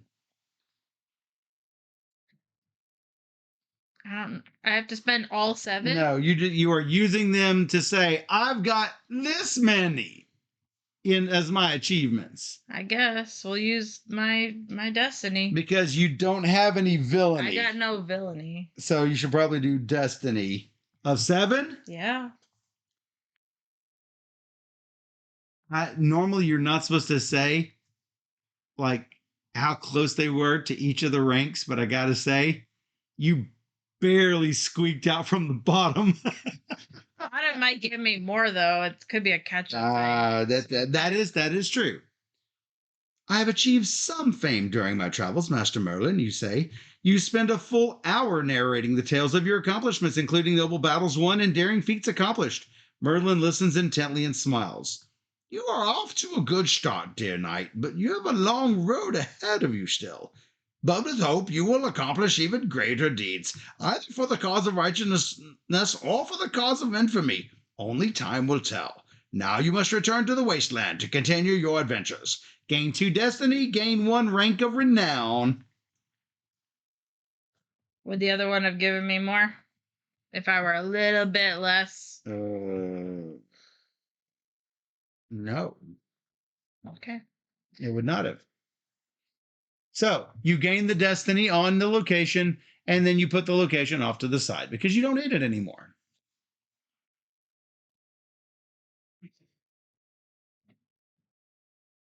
So yeah, because you can't go to it again like every single era. Right. So my number 6 is where we are. 1, 2, 3. I'm gonna get this. I do have 3 ranks in 1 skill. I also don't have 2 ranks of romance, but still I don't need it. I will get 2 destiny and a rank of renown. So I keep this. It is a tiebreaker. It is the primary tiebreaker. If you're not playing with grand quests, then the tiebreaker is number of normal quests done. And that is the secondary tiebreaker if you do use grand quests. What are you checking? Trying to see how to succeed in this. Oh, it's a spiritual 5. Mm. So I get 2 destiny and 1 rank of renown, which will be divinity, which will get me in the 4 spot. All right. That is my number 6. Your number 6. Out to the water, maybe? 1, 2, 3. Moving to this number 2C location, you are going to encounter a fairy. A lost fairy, 2115. That was a really good year.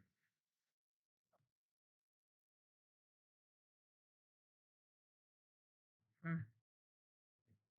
You are pushing your way through a nettlesome thicket when you hear the sound of angry murmuring in the vicinity.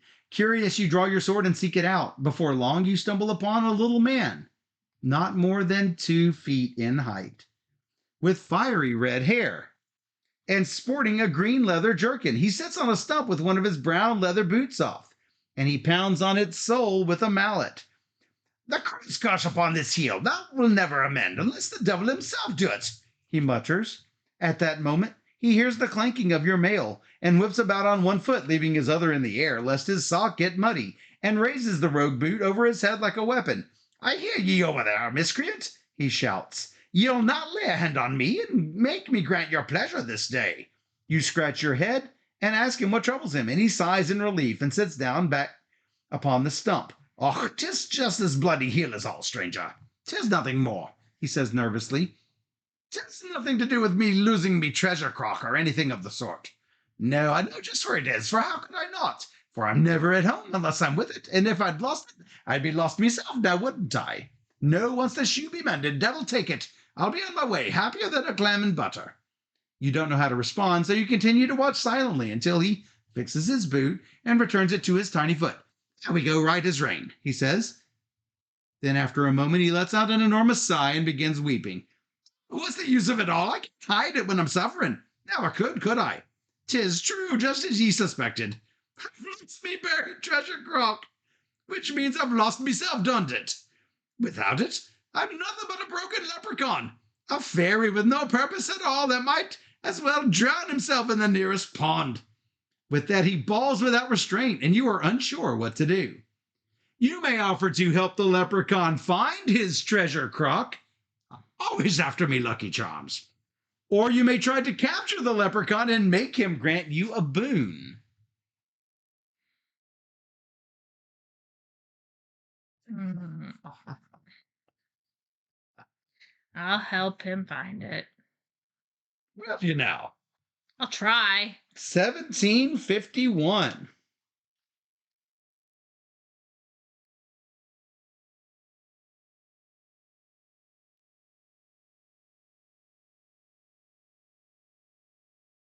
But no more, my friend, you say. I shall help you find your missing fortune. The leprechaun leaps to his feet and beams. 'Tis about time you offered now, isn't it? I was almost out of water in me eyes for crying so loud, he says, and then he introduces himself as McCriven. Well, let's get underway, he continues, but you get no more than half the treasure, understand? Well, that's the law of fairyland. Everyone knows that. You smile and agree to his terms and set out with him to find the lost treasure crock. You may use hunting to track the leprechaun's boot prints where he left the treasure, or you can use wisdom to help him remember the location. I'll try wisdom. I'm a +1. There you go. Wisdom of 4. 4. You ask McCriven to tell you about his recent adventures, and he is only too happy to oblige. He goes on and on about all his mischief against the local peasants, including transforming a cow's udder so that her milk squirts green. Green's my favorite color, didn't you know? He laughs. He mentions several times seeing a tiny Y on the ground and spitting on it out of spite. So you ask him more about it. It's clearly the mark of some other leprechaun, for mine's an X, pure and simple, he explains. You ask him to take you to it, and he agrees, as long as you swear an oath not to disturb it, as stealing from another leprechaun is against the law of fairyland. When you arrive at the mark, you point out that the rain seems to have altered it from its original form, and McCriven's face grows redder than his beard. Well, I'll be smacked by a sprite. 'Tis me mark indeed. Sure enough, he digs up his clay pot, stuffed with gold coins, and is filled with delight. Now, ye earned half me treasure fair and square, he admits. Of course, I know where there's a lost relic and can take ye to it instead. What say ye? You ask him to identify the relic, and he refuses, saying that this, too, is against the law of fairyland. You sigh and make your decision. Gain 2 destiny. Gain 1 courtly skill of your choice, which she chooses diplomacy. Gain 1 rank of renown or 1 treasure. So close to going up. I have to try and get You more movement. have to try. No treasure for you. What would you have got? No, I can't find it. That is your number 6 encounter. We are halfway done with the game. Funny enough, the last game we played was this guy. But it was not exactly the same thing because your skills are totally different than they were before. Unfortunately, it was exactly the same because I had a very good wisdom in the past game. So I had to choose wisdom because it was the only thing I had to look. I was like, oh, well. But I took a treasure last time, I think. So I can move 4 from this corner pocket. Do I bother? No, I'm on number 7. Boy, this is just poor.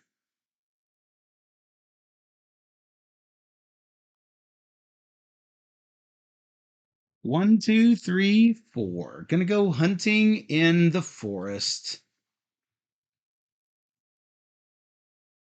Stuff neat.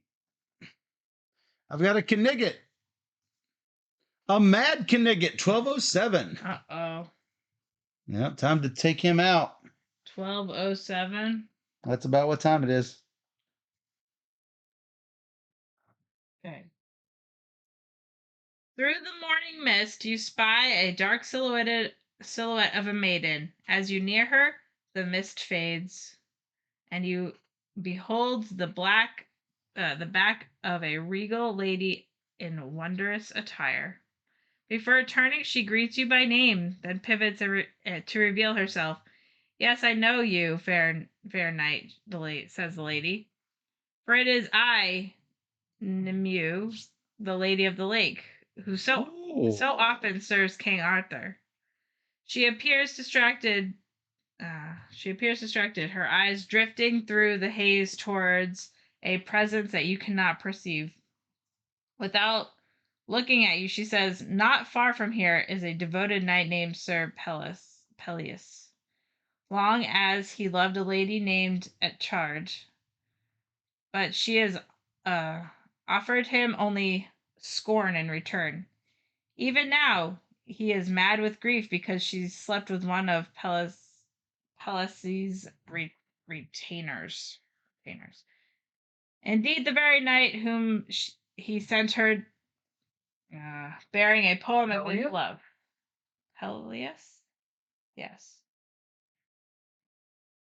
Here the enchantress choked back tears, and you cannot tell if they are tears of anger, sorrow, or both. I mean to free Peleus from his vexation by offering to love him. For indeed I already do, she says How solemnly. sweet. Lady of the Lake. At the same time, I will cast a spell upon Lady Atard to make her suffer for her spitefulness. She stares into your eyes. Will you aid me in these tasks? I will see that you are rewarded handsomely for your efforts. You may help Nimue further her plans, or you may instead speak directly to Sir Peleus.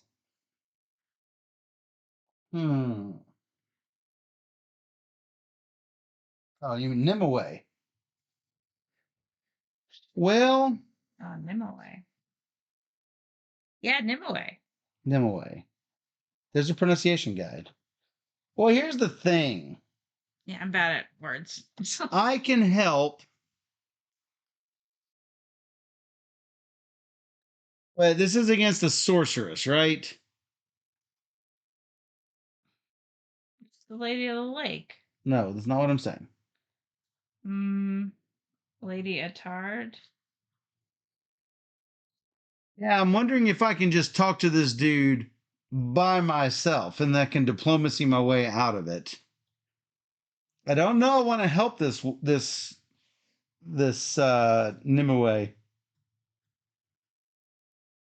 And I hate to have you read it again. I need to know what I'm up against. Well, you can read it. I need to know what I'm up against here. Neat thing. 1207. You get all the choices. It's going to take you to a new passage. It's just going to take me to a new place. Okay. Yes. Oh, so she is the enchantress, and this is just she wants to make this lady suffer.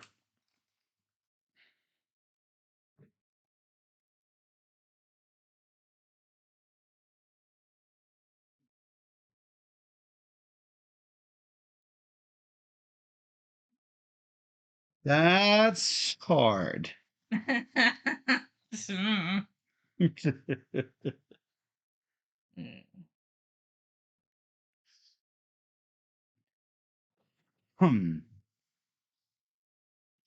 I will help her out.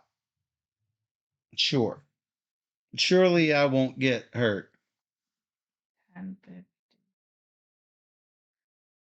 right. I reluctantly help her out. Okay. Okay. I'll help you, milady, you say. If it be in my power. Nimue nods gratefully. Then you must decide whether to win me Peleus' love or to deliver my curse to Echard. Regardless, consider any past wrongs betwixt us forgotten. What is past wrongs? Lose story token 2, if possible. Oh, there is no 2. You may use. I'm okay. They're okay. You may use diplomacy to secure the love. Okay. Or you may use cunning to deliver Nimue's curse. Cunning. Let's go cunning. She's looking at the 4. I don't like that.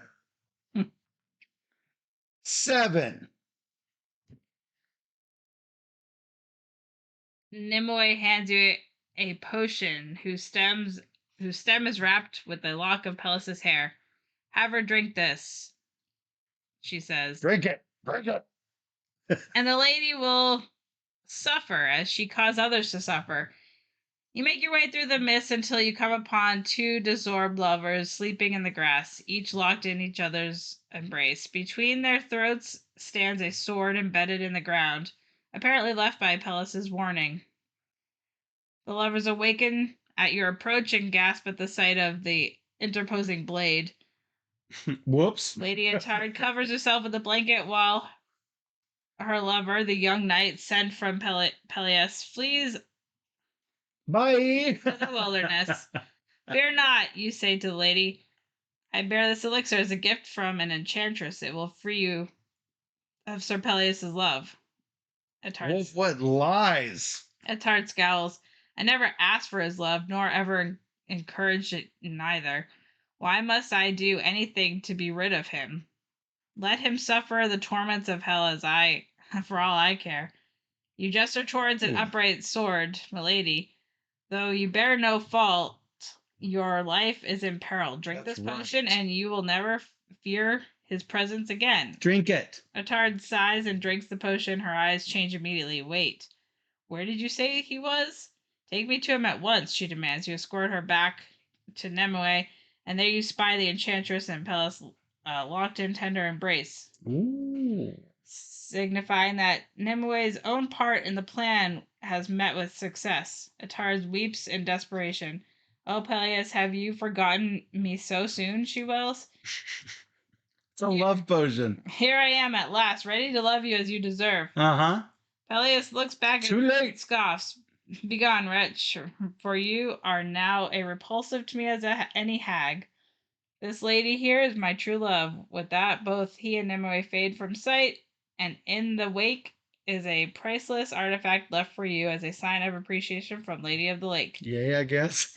The distressed Lady Etard falls to the ground, sobbing,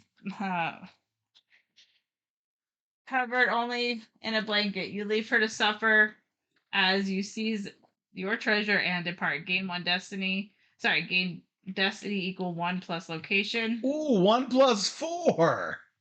Yeah. 2 ranks of villainy. Oh, whoops. And a treasure. I like the treasure. Whoops, that's wrong person here. Yeah.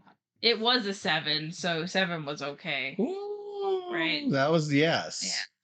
Here's my treasure. It is an unfailing bow. Gain 2 ranks of nature lore. That's nice. Before rolling the die, I may discard the unfailing bow to instantly succeed at 1 hunting skill roll. If I discard the unfailing bow, lose 2 ranks of nature lore. So it's like my sword, but a bow. So I must really, really, really need it to use either of those, I think.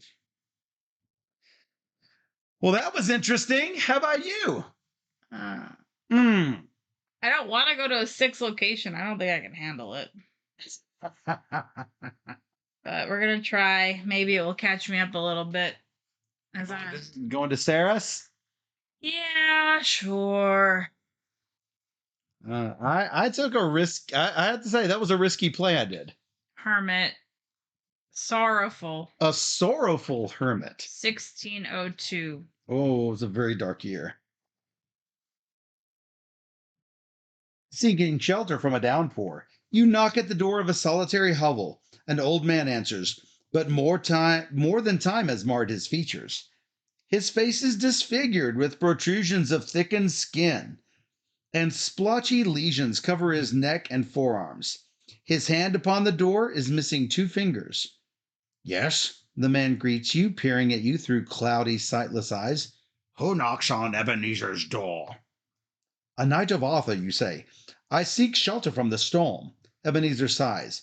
I fear my hermitage will ill suit your needs, he says sadly, wiping his runny nose on his grimy wrist. I am a leper, dear knight. You may bring comfort to Ebenezer, or you may rob Ebenezer.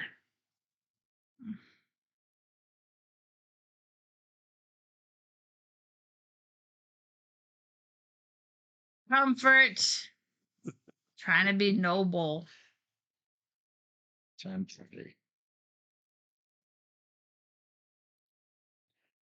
Truly good hermit, you say, my needs seem less pressing than your own. You may use endure hardship to sit and talk with Ebenezer in his hut, or you may use piety to pray for a miracle on his behalf. Hardship. Let's go. Let's go. 6. If you would kindly let me stay till the sky clears, I will gladly exchange tales with you, you say. Ebenezer is thunderstruck and delighted that anyone, much less a knight, would wish to visit his home. You pass the afternoon in lively conversation, the man smiling and laughing for the first time in years. When at last you leave, he bids you a wistful Goodbye. It may have been a small gesture on your part, but your companionship has brought comfort to the suffering man. Gain 1 destiny. Gain 1 wilderness skill of your choice. Gain 1 rank of divinity. Boo. You are slowly climbing those ranks. That is your number 7. This is my number 8. I am going into the underwater palace. It is 25-24. Regardless of what happens, I'm taking this. Yoink.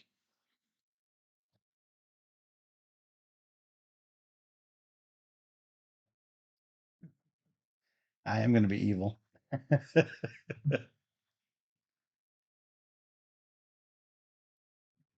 Look at this stuff. Isn't it neat? Wouldn't you think my collection's complete? Oh, You'll let me read it. 25. I'm going to look for it. 25-24. yeah. You emerge? Oh, how do I pronounce that one? That's a hard one. No wonder you wanted me to read it.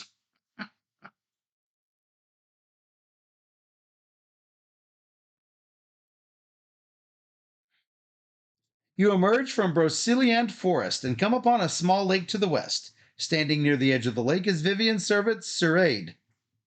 Seraid? Seraid. Who smiles faintly and beckons you closer. The enchantment of this place is strong, she says. Were you to truly believe this lake were real, you could swim across its surface as well as any other.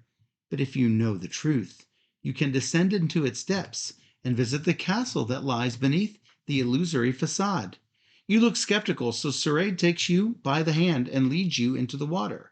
And as you proceed, you move forward without impediment. Soon you are climbing down a steep path into a hidden valley, and when you look up, you can see the surface of the lake as if you were underwater. But you can breathe freely and see no fish or other aquatic life nearby. As you descend, you behold the magnificent palace of Vivian at the lowest point of the hollow, and you marvel at its sublime craftsmanship. When you finally stand before the palace, Seraid gestures, and the splendid doors of the castle open inward. She leads you into the main hall, where Vivian sits upon a throne carved of onyx and pearl. The former lady of the lake descends the dais to greet you. Welcome, worthy knight, she says. I am grateful that you have strayed so far south during your quest for the Holy Grail. I have called you here because I believe that I may be of assistance to your mission. You thank her for any support that she may provide, and then you calmly wait while she paces the hall. In the midst of the forest through which you passed lies an abandoned tower, she continues, and if you dare enter it, there's a great evil that must be purged within, a demonic presence that will require supreme fortitude to overcome. As she says this, you notice Seraid's brows furrow, her anxiety growing with her mistress's every passing word. At last, Vivian returns to her throne and smiles down at you. If you do not wish to take up this holy adventure, one whose successful completion would surely bring you closer to the Grail, then you may yet profit from your visitation. The library of my palace contains volumes from the distant past, and there you may learn much of the sacred vessel that you seek. I may enter the tower in Broceliand Forest, or I may study Vivian's library. I'm going to enter the tower because I'm hoping I'll be taken away from this area, maybe to this area or that area. I'm hoping. So 21.99. Are you now reading? Well, yeah. 21.99. 21. I'm gonna have to give it a shot anyway. 21.99. That's what it said. You agree to enter the tower, and Vivian smiles with satisfaction. Serenade will lead you there, she says, for she knows the place well. Serenade bows in acknowledgement and turns about without saying a word, so you follow her. She doesn't like it. Together, you ascend the steep path out of the valley, and not a word passes between you. Oh no. After you emerge from the lake, you enter the forest and walk several miles until you come to a black tower that bears no door or portal. Serenade places her hand upon an empty wall, and the gold outline of an archway appears. No door. This is the place of which my mistress spoke, she says, as beads of sweat trickle down her face. You tell her that she needs not enter the tower with you, but she shakes her head and sheds a single tear. Nay, I must, she says. Then she walks through the wall as if it did not exist. You say a prayer and then pass through the solid wall behind her. Once within, Serenade informs you that the demon must be faced in the dungeon below. What demon? Wait. She opens a hatch in the floor that reveals a spiral staircase leading deep into the earth.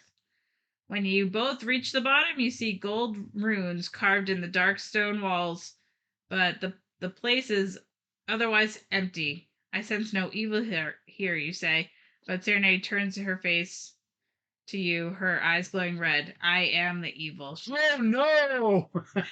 Vivian trapped Traitor! Vivian trapped the demon within me long ago.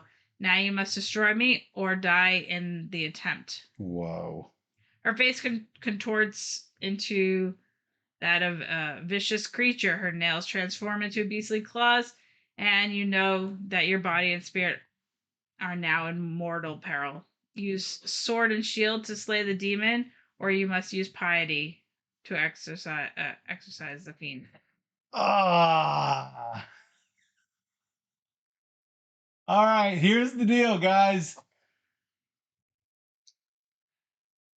I have the sword that gives me 2 piety, making my piety 3.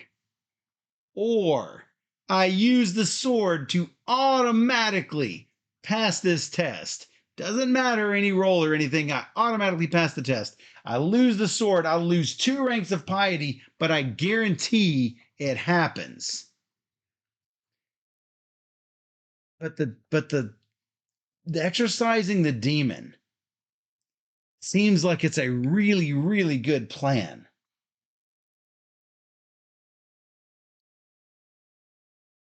I'm going to be the most pious villain there is. So you're pietying your... I'm thinking, what do you think, guys? I can auto pass it or I can roll for it. If I auto pass it, I lose 2 ranks of piety. My rank in divinity is such that I would not become wounded, but I would instantly succeed if I just say, slay the demon. But if I exercise the demon, I keep Sirade as good to go.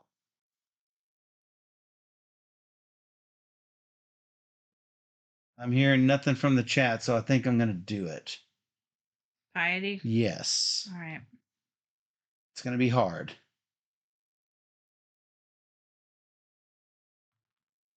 Oh my goodness. 4. All right. Serade leaps at you, but you raise your shield in time to deflect her razor-sharp talons. You then ram her into the wall and press her here with your shield. While she struggles vigorously against you, you draw your sword and grasp the sharp blade with a gruntled hand, inverting the weapon to resemble a cross. Holding aloft the holy symbol, you command the demon within Serade to withdraw from her body, but the fiend resists and shoves you across the room with the strength of a dozen knights. You land on your back and look up as Serade howls with rage. An unearthly terror seizes you, causing you to flee up the stairs, dash through the ethereal tower wall, and run into the forest as fast as your legs will carry you. You dare not look back, but you are filled with sorrow for having failed to release Saray from the terrible fate. Sucks. Gain piety, 1 rank of divinity, become despairing, No. move to the forest adjacent to the underwater. No. Should have done it. While I am despairing, do not add any skill bonuses to my rolls. When I lose this status, I gain a rank of renown. Yes, I agree, Matt, for sure. I don't think though it would take a few weeks, but if there were a way to have a slower sort of progression, yeah, absolutely. So I'm only despairing for one next adventure, Okay. which is fine. It's fine. It'll be fine. Me. It's fine. It's fine. It's fine. I got one turn to do the yellow, so I guess I'm going up to do the yellow. 1, 2. All right. The yellow. Special encounter. I must possess it 3 ranks or. You do. I do. How about that? You gain what? 2 destiny and 1 rank of renown. So let's go romance. All quest markers have been claimed. Yeah. We each gain 1 treasure, according to the Grand Quest. Treasure. Oh yeah, that makes sense, Matt. That would be cool. Clarence. Clarence is a sword. Oh. So I gain diplomacy, cunning, warfare. While in a city other than Camelot, I may discard Clarence to become a monarch, then gain 1 rank of villainy. If you discard Clarence, lose 1 rank of diplomacy, cunning, and warfare. Okay. So All right. I gain these things. We'll gain them. Yeah.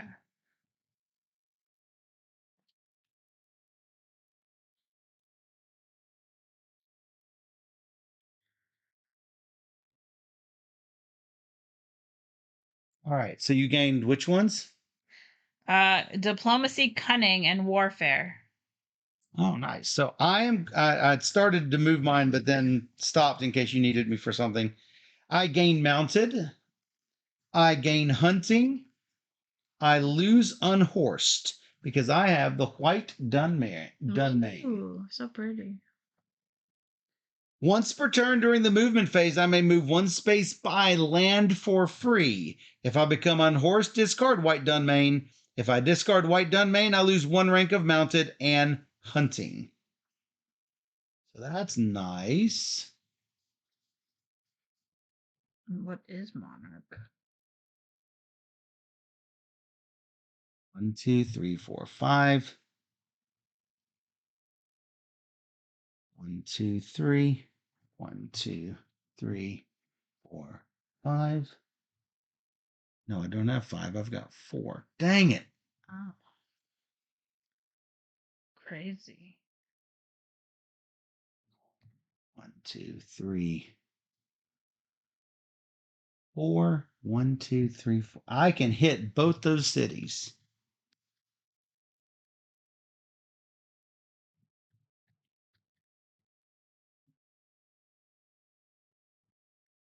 I can hit both those cities. Can't do much else, but I can hit those cities. We'll figure it out. So, that is your last one.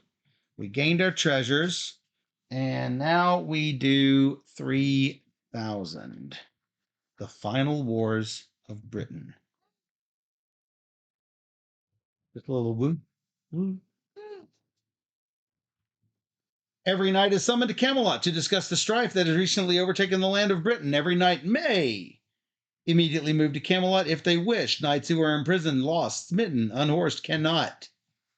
I have to decide. So 1, 2, 3, 4.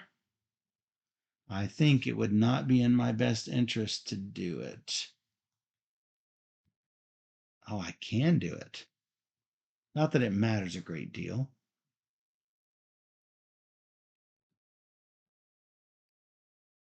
1, 2, 3, 4. 1, 2, 3, 4. It doesn't matter a great deal.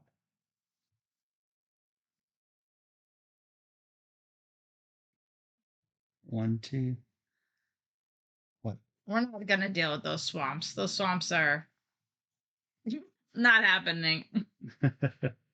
I want to. It gives us 3 destiny, so 1, 2, 3, 4. 1, 2, 3, 4, and 1. 1, 2, 3. Back. 1, 2, 3, 4, and 1. Not enough. Well, it's a shot. I'm going to do it. An aging King Arthur looks with sorrow upon his assembled knights. He speaks grimly of the enmity that has arisen among many of his allied kingdoms, especially between Orkney and Scotland and Benwick and Brittany. Taking advantage of the chaos is Arthur's bastard son, Sir Mordred, who has accused Queen Guinevere of treason and invited the Saxons to invade Britain to help him overthrow Camelot. Battles rage throughout Arthur's realm, and every knight must answer the news in their own way, whether by attempting to restore the glory of Camelot or by preserving the legacy of the good that they have all achieved, or by lending a hand themselves in the destruction of the Round Table. Every knight receives a call to arms card. This is this card right here. As you see, it will allow you during the movement phase, you can discard this to move to any location on the map except Camelot, and you cannot move again during this phase. Or at the end of age 3, before reading the epilogue, you discard this card to take an extra turn. All knights who choose this option must follow the normal turn order. So that is a special 13th round, basically. Every knight scores destiny equal to the number of skills that they possess that are ranked 3 or higher, plus the number of types of renown that they have that are 3 or higher. I have 1, 2, 3, unfortunately. Looks like you have 4. Yeah. But you're still beating me. Am I? Yeah. I'm going to turn in 10 for 10. And we gain a quest. After scoring is completed, each knight draws 1 quest and gains 1 skill of their choice. Every knight who is betrothed and has 1 rank, 0 ranks of villainy, gains 1 rank of romance. I'm not betrothed and I'm not a villain. Okay, your quest is? The Lonesome Damsel. You encounter a lonesome damsel who demands to be escorted home. Have another place your quest marker on any location. Yeah.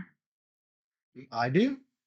Yeah. Have another player place on your quest marker on any location. At the start of each turn, roll 1 die and add your skills in both honor and endure hardships. If the result is 3 or less, become despairing. But do not roll this again on future turns. So you might become despairing at any given point. Oh yeah, but my endure hardships, I'll never fail because it says 3 or less, and I'm at 3 automatically. Oh, so you'll never need to worry about it. No. And if you reach the quest marker, you get something. Yeah, so.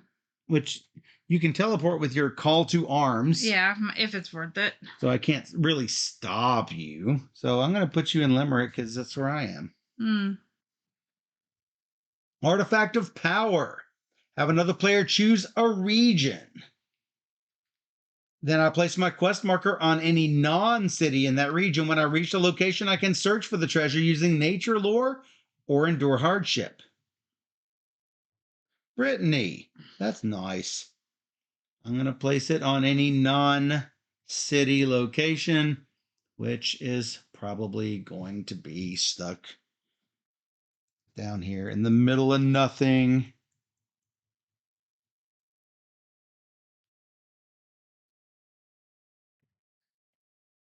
No, let's make it hard. Yeah, if you actually want to go there, maybe you'll win lots of points. Maybe I'll win lots of points. I doubt it, but you know, whatever. Early game, the hard locations can be really hard. But yeah, I'm not going to get down there, I don't think. I don't think I've got a chance to get down there. So, the final thing that happens, I haven't forgotten anything, have I? I don't think I have. This pops up. The Haunted Battlefields. Oh, I didn't get a skill. Yeah, I also did not. So, I will keep pushing this up. So, we need to get things equal to 2 or higher, which is nice. Or. Yeah, your highest skill rank or your number of skills. I mean, I've already got 6, so it would behoove me to move this forward to 7. The 7th. Oh, yeah, for sure. put diplomacy up. But whereas I have everything. Yours is pushed and not to. You don't have any on 2. I know. So I've got all of mine 2 or higher. diplomacy to go to 4. Yes, for sure. So, the last grand quest. As the battlefields of Britain fill with legions of the fallen, some of the lost spirits cry out for vengeance. Place 1 grand quest marker in the plains northeast of Camelot. No, in the plains north of Dublin, sorry. In the plains northeast of Camelot. And in the plains southeast of Benwick. Oh, almost had it there. Wow. To claim a quest marker, you must commune with the spirits using wisdom, piety, or magic. No. Yes, I've got piety 4. Yeah, you. If I complete mine on piety, gain 4 destiny and a rank of divinity. Only 1, though. If all quest markers are claimed, all participating knights gain 3 additional destiny. If you can do it on magic, you get 4 destiny and a rank of villainy. If you can do wisdom, it's 4 destiny and a rank of romance.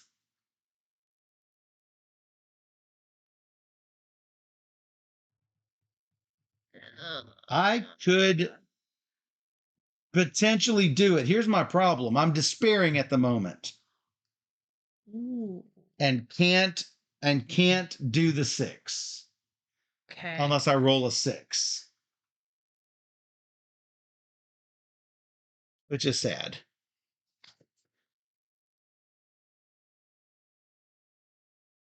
Even my spiritual 5, I probably should have done that one because I can't use my piety.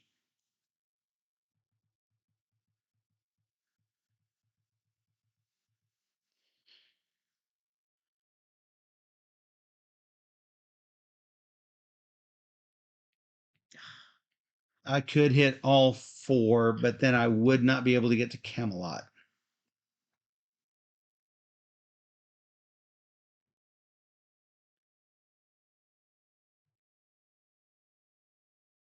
Also, I should probably try to rush Divinity, but I've got to get to number 6 before I can get the bonus for it. All right. Doing my number 9. This one I can I move this forward. I do not add skill bonuses to my die rolls. 1, 2, 3, 4, 1 additional by land because of my steed. I am in Tintagel. I do a random encounter. It is no vengeful hunter. Uh-oh. Well, fortunately, hopefully I can out-hunt him and just lose my rank of mounted and hunting. Book. 1510. Yeah. WLAC. I opened at 1530. You almost got it. Oh.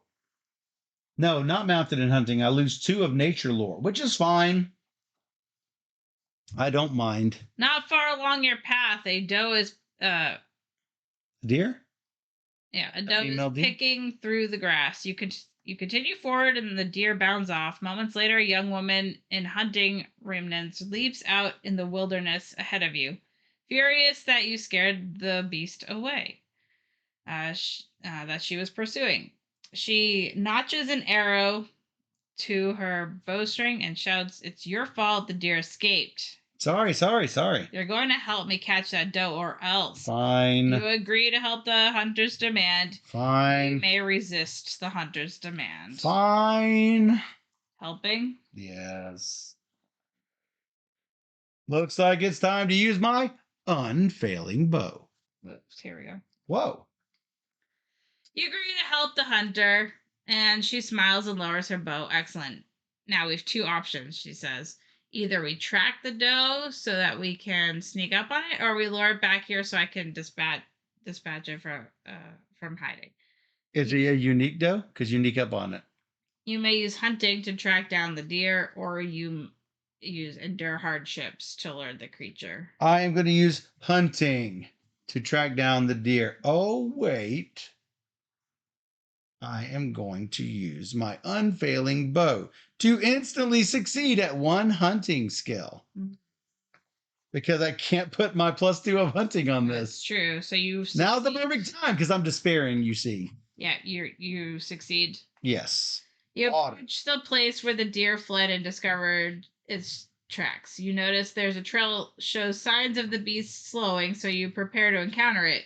When you spot the deer, the hunter fires her bow and takes it down, then turns to you in gratitude. I'd never have tracked our quarry so ably if it were not for you. I guess I did misjudge you. With that, she says that she'd like to have your skills at her disposal in the long term and ask to rejoin your retinue.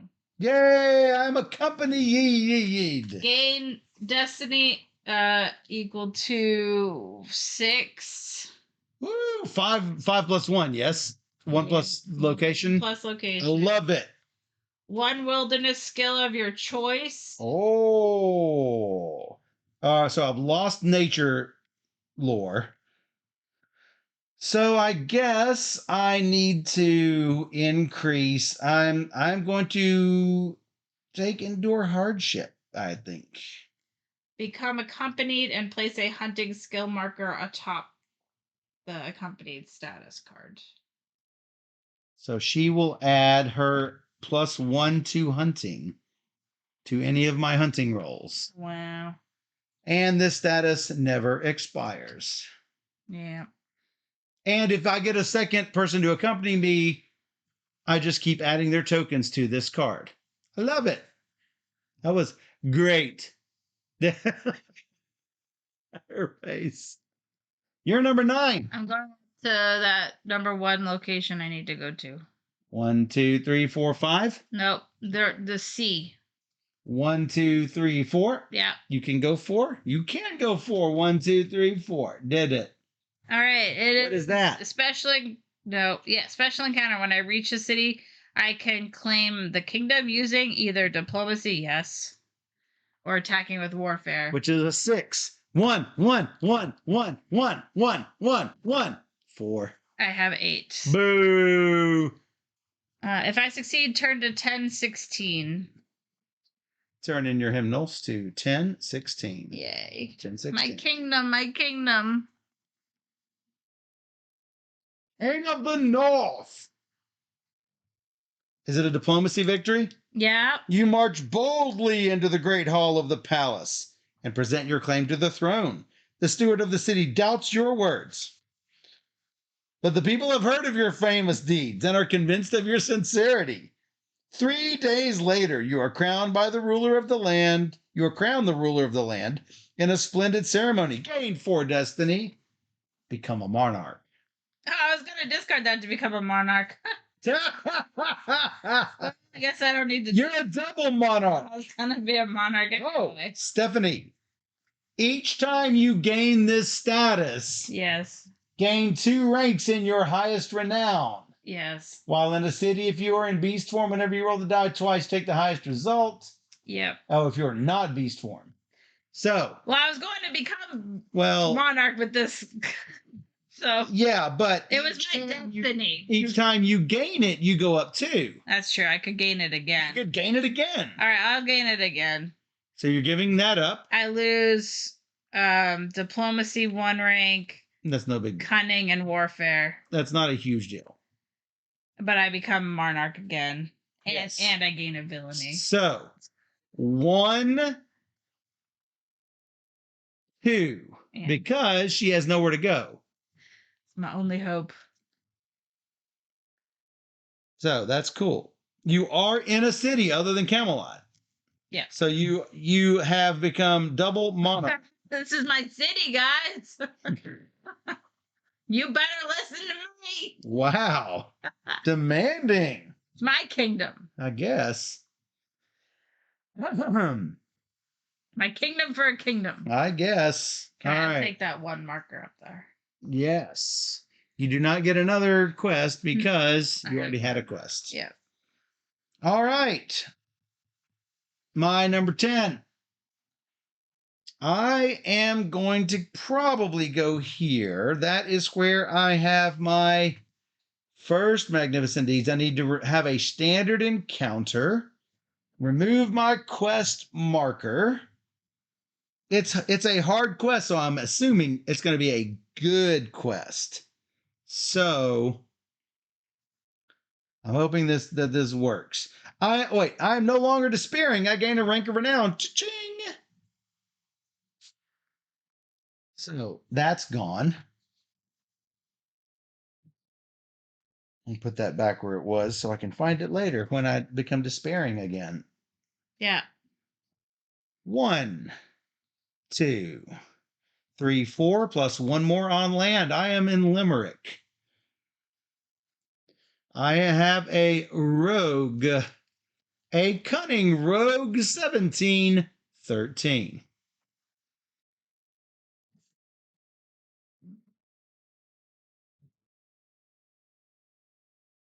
I too am a cunning rogue. Queen of Spamalot. That's Steph, the Queen of Spamalot. I am a good princess a lot. No, I'm Sir Lancelot. Oh. You encounter a young man standing on a patch of dirt with a piece of parchment in one hand and a pickaxe in the other. Greetings, knight, he calls cheerfully. Perhaps you can be a bit of service. He tells you his name is Fitzroy, and he shows you the parchment, which displays a map of the area. The map includes a large X. It means it's a leprechaun's hidey hole. Oh, nice. We learned that earlier. Yeah, we did. Roughly where you're standing, and depicts a trail from a nearby cemetery that leads to the X. The rogue beams. I have no doubt that it's some sort of treasure, but I'm struggling to dig through this rocky soil, he reports. You ask him where he discovered the map, and he tells you that he found it in a church. Before you say anything, he warns it was just sitting there in a locked chest in a secret room. Just sitting there. At the back of the church. Just sitting there, mind you. It was just sitting there. Fitzroy promises that if you help him find the treasure, he'll divide the spoils with you. You can help unearth the lost treasure, or you may return the map to its rightful owner.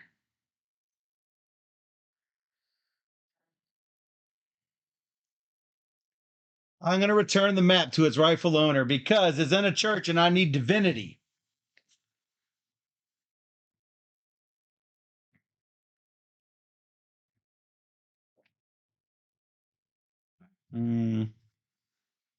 Okay. As much as you would enjoy exploring for the treasure, you know that this map belongs to the church. You may use piety to convince Fitzroy that it's wrong to steal from the church, or you may use cunning to trick him into giving you the map so you can return it. Piety. I have a 4.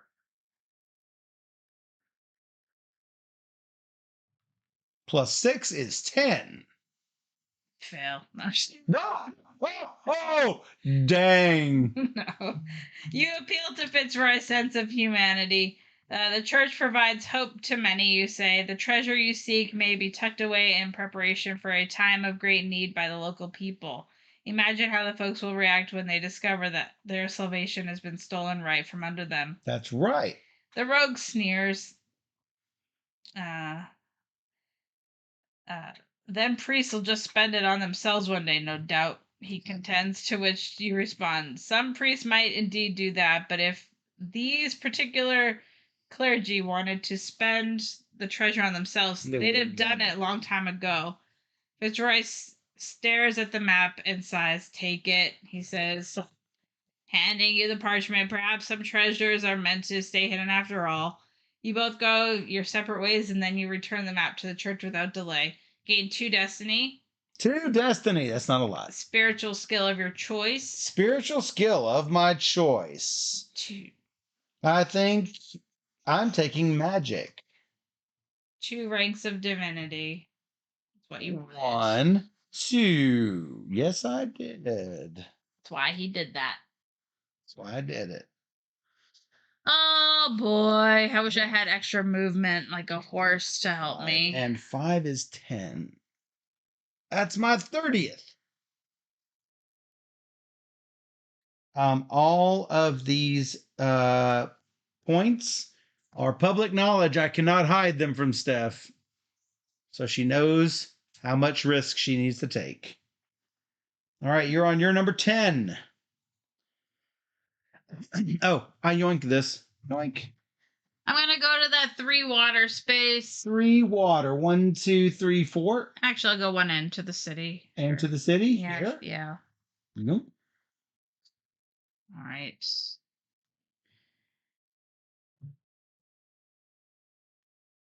Abandoned ruins, 2409. Abandoned ruins. That's a very good year. Mm.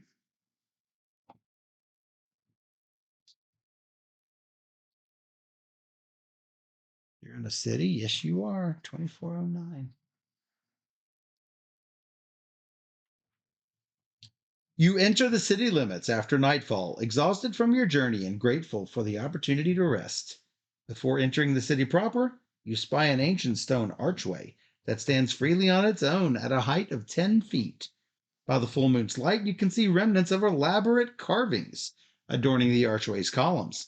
But it is difficult to discern what the weathered figures once portrayed. Presently, the archway fills with ethereal light. The air around you turns misty and hums, as though suffused with eldritch energy.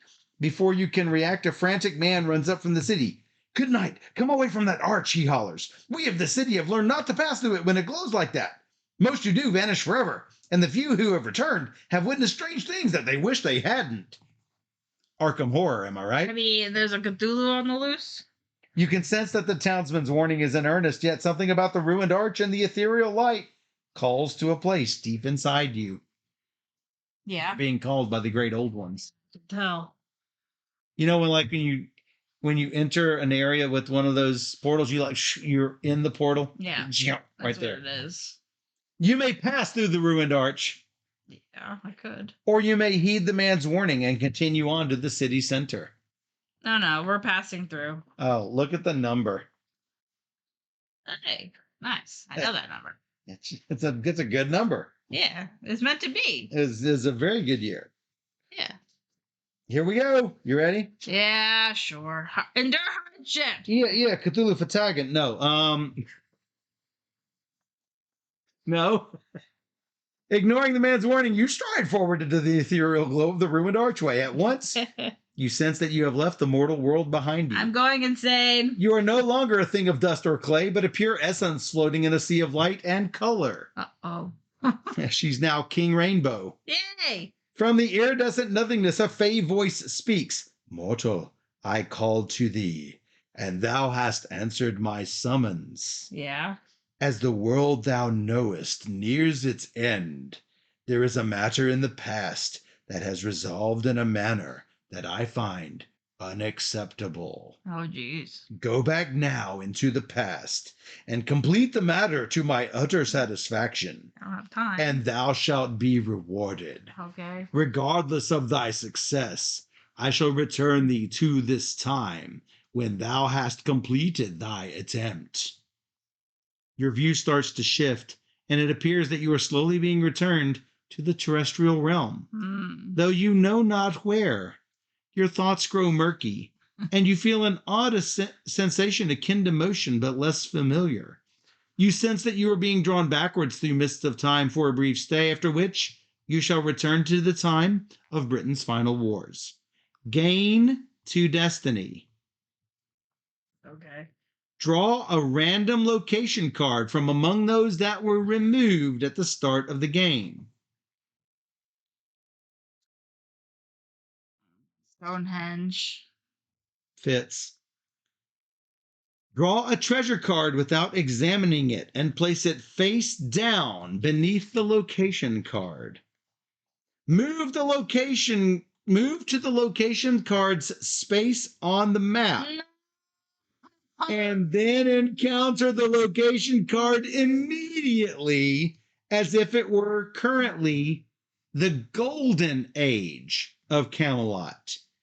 If you gain at least 2 destiny during the encounter, you may keep the treasure card afterwards, otherwise discard it. In any case, when you have finished the encounter, remove the location card from the game and end your turn. Wow, you have to actually move there. Here. That's bad. I was 2 steps away from where I needed to be. And you are encountering 2508. You need 2 destiny. I'm going to make sure I bookmark this dude because I might need it.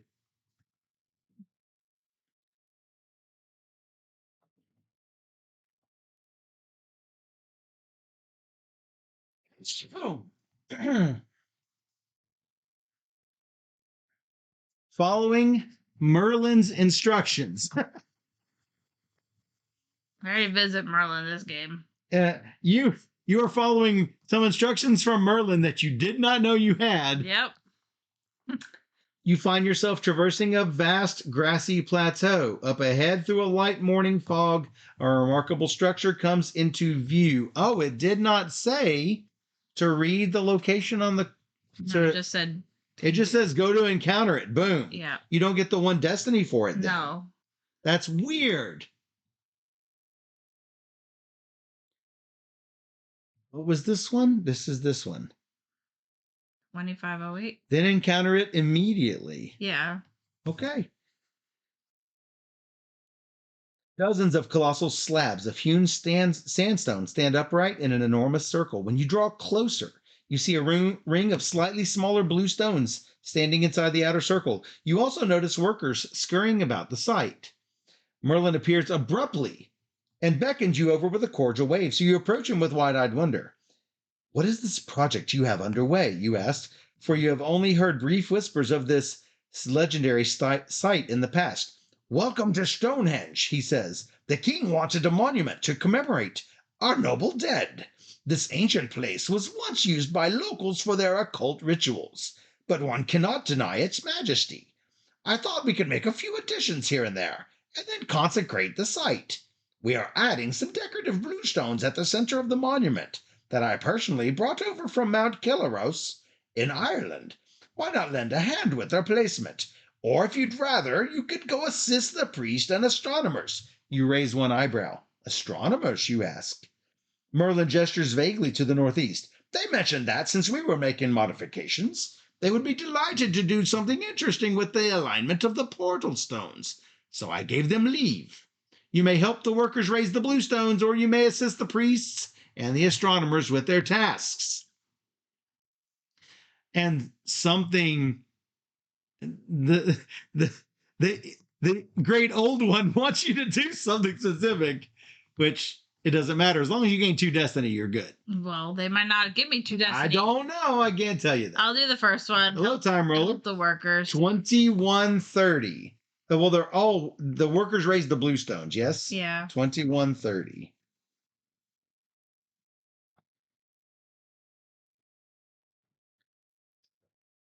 I will help your workers move the blue stones into position, you tell Merlin. You may use honor or warfare. Great. Honor it is. To guide the crew of workers as though you were commanding a company of warriors. All right. Which one are you using? What's the number? It's 5. How much does each monolith weigh, you ask? The wizard taps his chin. Almost 2 tons, Merlin answers. You make a dismissive gesture. I've coordinated the efforts of soldiers to move siege engines that weigh substantially more, you say. This should be a similar task. With that, you round up a handful of workers, help them to wrangle one of the stones onto a reinforced sledge, and help them drag the monolith right up to the hole that has been dug for it. You shout commands to encourage and guide the workers as they slide the blue stone neatly into place and lever it upright. You then proceed to help them erect several other stones. And by the end of the day, it is clear that you have earned the laborers' respect. Gain 3 destiny. Yay! Plus honor. Yay! Plus warfare. Yeah. Plus 1 rank of renown, which can be anything you want, including 1 destiny because of that. And that is that. Now, what did you get? You got this treasure is what you got. Yeah. Treasure! Gain 2 ranks of... Rongomnia. Rongominiad. Rongominiad. Gain 2 ranks of mounted and 2 ranks of honor. Nice. Whoa, look at that. If you discard it, lose 2 and 2. Ta-da. That was good. I mean, so if I went the other way, I was fearful that I was going to get divinity. And maybe not this. So I'm like, I have to help build them, and maybe I'll get... because she doesn't want this, because then I am the only one who gets 3 bonus destiny. I have to try not to get divinity. That's right. So it is now my number 11. I can move 5 plus 1. Can I make this? I don't think I can get all the way to here. Unless I teleport. Poof. If I were here, 1, 2, 3, 4, 5, and 1, I can't make it back to Camelot. It didn't say to move me out of Stonehenge. It did not. Okay, fine. Do you want me to try to look? You said it didn't, so... I did not see anything it says to do anything to that. So you got to walk yourself out of there. No, why not? All right. I have the call to arms.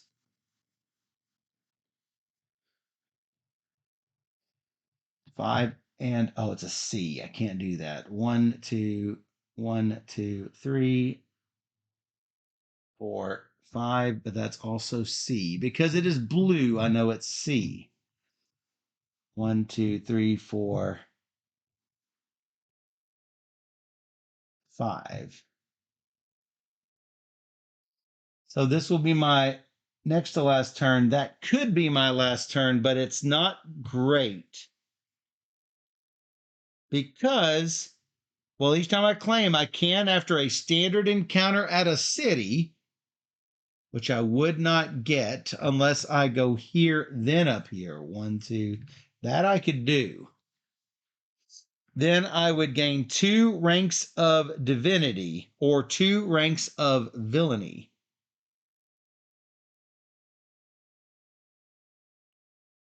Winning a quest marker gives you destiny equals location -1. But in order to get this, I have to do a wilderness skill 1 plus location number.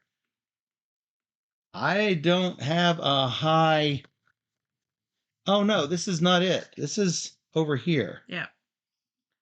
Oh, this is that spiritual skill +5. I can do this. That'll get me 3 destiny and 1 rank of divinity or villainy. Basically, it's 4 destiny guaranteed.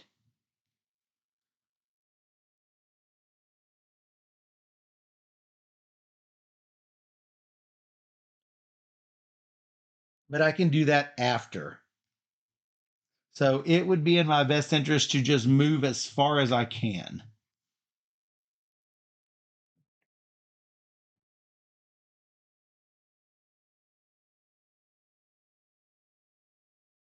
One, 2, 3, 4, 5. The best I can do is get a strength 2 fight, unfortunately.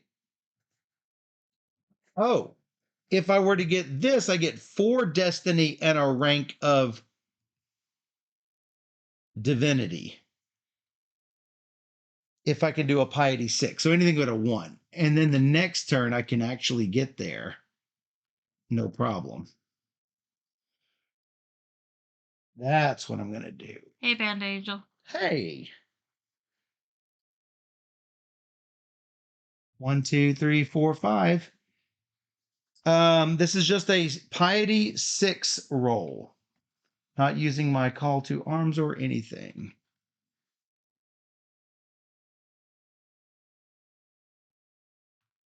Boom. That's 4 plus 1 is 5, guaranteed. That claims this for me. And that is my 11th move. I will return momentarily. You can do your move? I'm going to move to Tindagel.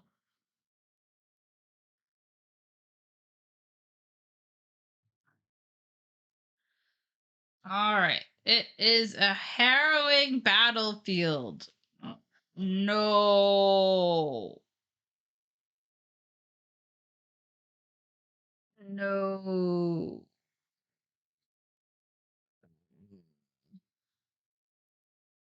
That's fine. I can't reach the book.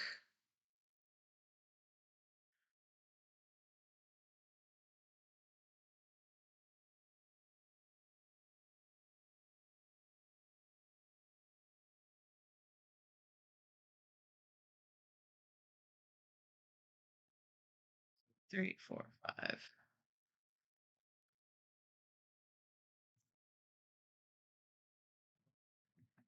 Yay. All right. We're at 24, What is your number? 11. 2411. Yep.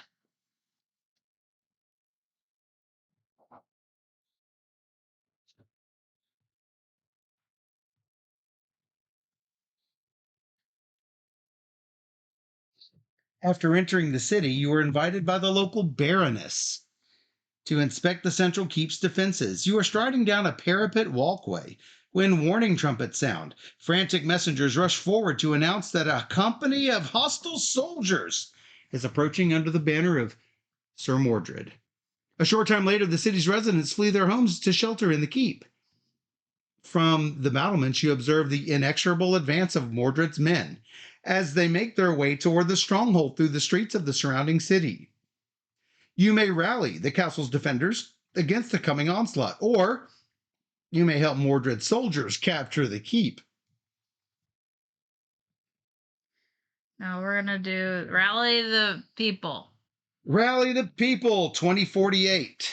It's a very good year. Taking stock of the few apprehensive warriors who are steeling themselves to fight beside you, you step forward to offer them words of inspiration. You may use honor to provide brief but earnest words of encouragement, or use your ranks in romance to formulate a poetic and inspiring oration. And romance requires no die roll. Right. But I might gain different things if I use honor You are versus correct. romance. So I will use honor. You are using honor. I am 10.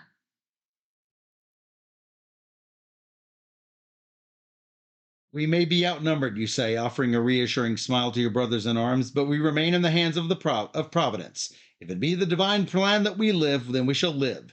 And the fewer of us who stand to drive back the enemy, the more glorious will be our triumph. The guards nod to you and to one another, their resolve strengthened. The subsequent battle is intense, and Mordred's soldiers do eventually penetrate the keep's walls. But in the end, all your foes are either slain or driven off, and most of your comrades live to celebrate the victory. Gain 8 destiny. Nice. 2 different courtly skills of your choice. I guess. 2 ranks of divinity or romance. Romance. That's 2 points. Wow. Had you not rolled the 6, you would not have made it. Oh, wow. Well, I'm like, you took a risk. but I'm like, if it's this, I'm going to get a better reward if I do it with honor. Well, good luck. That's what happened. That's what happened. I got lucky. 1, 2, 3, 4, and 5. But I have to say, it was paid off. It did pay off. A lot. I know. Standard encounter. Benwick. You've been summoned to Benwick. When you arrive, go to 2502. Let's see. That's Benwick. Where's Benwick? No, I'm not going to get there. Because I would have to do that during my movement, or I get my extra thing on call to arms. I put the token on it. I do put my token on it, but I'm not going to get it. And 2602, I might as well read it because I know that's all that's going to be, and I basically just wasted my turn there. Though not entirely, because I'm going to complete my quest, which is a good quest. It's the only saving grace with this junky roll here. During your travels, you and your retainers are greeted by two knights from Brittany. The Breton knights introduce themselves as Sir Bleoberus and his brother, Sir Blamore. The Princes of Benwick have requested your prompt appearance at court, informs Bleoberus. You know the aforementioned princes as Sir Ector de Maris, Sir Bors, and Sir Lionel, all fellow knights of the Round Table. You thank the two brothers for their invitation and promise to make the journey as soon as possible. So, nothing there except for this. And my fame ascends unto the heavens. Turn to 1116. That one I can't read. 1116. It was a very good year. Nope. Way sooner. 11. 11, not 10. That's 10. I'm working on it. Yeah, you're on the Stop 10. looking at me. I'm looking right at the numbers here. One more page. After adventuring 1116. 11? 1116. After adventuring through the vast lands of King Arthur, you are welcomed with open arms by the people who dwell at your final destination. They prepare a feast in your honor, eating and drinking with you merrily till the hour grows passing late. You are then escorted to a magnificent bed and dream of your many triumphs. Gain 4 destiny. Boo! 2 different skills of your choice. Nobody cares. 2 ranks of renown. 2 ranks of renown. It's just going to be 2 more things here. My question to myself is, which 2 do I gain? I am going to gain endure hardship, and I choose magic. I can't advance in magic. I will give up the rank in magic to gain 1 point. Mm-hmm. Because I'm filled up on rank 2. 2 different what skills? Any skills. Yep. All right. Well, all right. Me, last turn. Yes. Your last, maybe last turn. All right. 1, 2, 3, 4, 5. It's a special encounter. Okay, what does it say? If I reach the quest marker, turn to 1137. You did. Yes. 1137. I didn't have to worry about the becoming despairing. As you round a bend in the path, the hideous creature lets out a gleeful cry and points to a small hole in the ground. Here's my home, dear knight, she declares as you gape in amazement. I thank ye kindly for enduring my presence for such a long journey.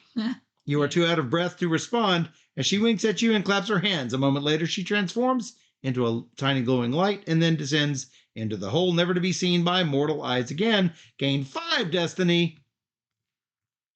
Nice. Honor. Nice. Endure hardship. Nice. Boo. All right, that is the end of 12. I have no quests. Do I All get right, a new one? need to draw one. All right. It says need for wisdom. During your adventures, you pass the hovel of a wise anchoress who is blah blah blah blah blah. Things. Have another player place your Blah, blah, blah, blah, things. on 2 different sea locations. When you reach, there's one on the board. There's one on the board. All right. Have a standard encounter, but it won't really happen. No, because I'm gonna put them way out here because reasons. All right. Epilogue.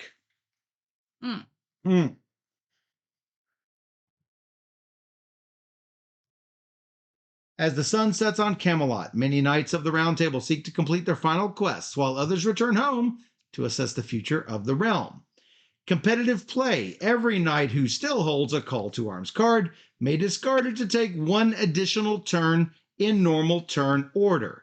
Afterwards, every knight at Camelot scores 3 destiny. That's not going to happen. Not for me, anyway. 1, 2, 3, 4, 5. That's a special encounter. It's a piety 6. I would gain 4 destiny and a rank of divinity, which is basically 5 destiny.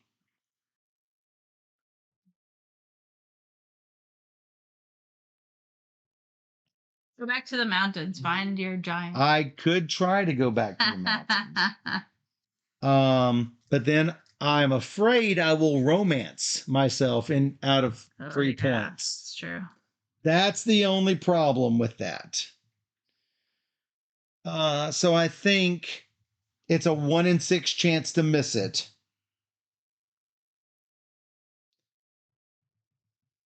I think that's probably what I'm going to have to do.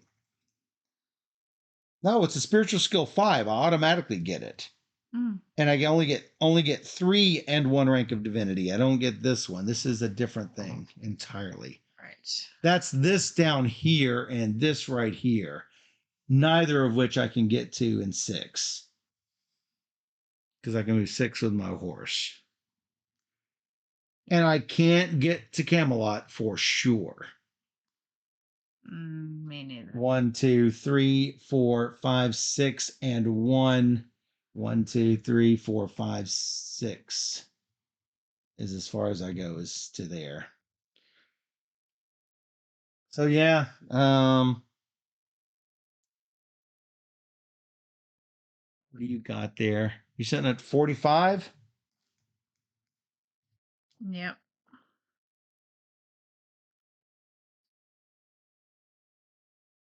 Much better than my last score. Yeah. You've got +6.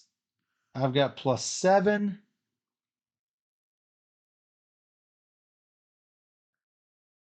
I'm very honorable. Yep. I've just got to hope that you mess something up on your final turn.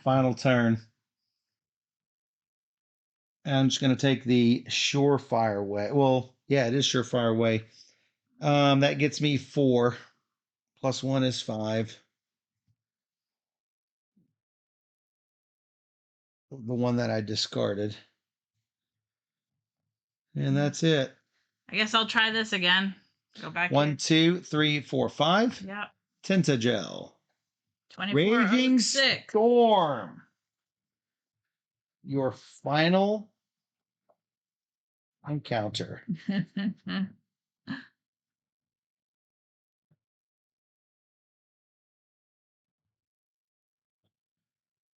As you enter the town square, the sky grows dark and the wind whistles through the stones. Thunder rumbles overhead, and thick drops of rain cascade onto the bustling masses. Moments later, a contingent of knights marches brusquely into the square. Declaring themselves the new overlords of the town, the knights seize gold from the merchants and demand that the townsfolk provide them with shelter from the storm. The tempest grows increasingly violent, and as more troops pour into the square, you spy a young girl who seems to have been abandoned. You worry that she will be hurt by the storm or trampled underfoot. You may assist the young girl, or you may speak to the knights. No, so it's gonna help the girl. 21.95. Gain a divinity. That's it? No, I'm kidding. I said a divinity. Oh. I was joking. No. That was an end of game joke. Oh. You hasten over to the girl, who seems not older than 5 or 6 years. As she begins to whimper, you pull her away from the main thoroughfare and ask her what troubles her.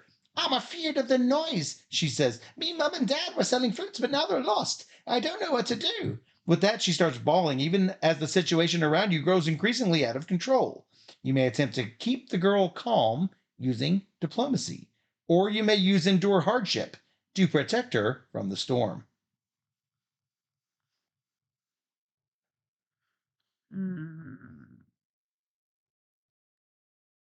What was the first part? Diplomacy? You may keep the girl calm using diplomacy, or you may use endure hardship to protect her from the storm. Keep her calm. Let's go. Diplomacy. Yeah. Roll it.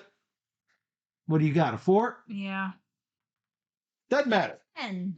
You ask the girl to tell you her name and to disclose more about her parents. Wiping her tears, she says, I'm Justine. Everyone knows that. Me, mom, and dad sells their fruits in a little house on the square, but it's not like here like it used to be. You tell her that the stall might be set up in different places on different days. Afterwards, you take her by the hand and walk her around the square to help her find the booth. 2 knights on horse, bearing the standard of Sir Mordred, nearly run you both over, but you swiftly pull both yourself and Justine to safety. Finally, Justine recognizes an empty stall as the one that belongs to her parents. Not 5 seconds later, her mother races over. Justine, where you been, you silly girl? Leave this poor knight in peace. She grabs Justine and runs towards a nearby inn for shelter. Before they disappear, the little girl looks over her shoulder and waves to you. And you happily reciprocate before seeking shelter yourself. Gain 3 destiny. 1 courtly skill of your choice. Honor. Oh, yeah. 1 rank of piety. 1 rank of divinity. All right.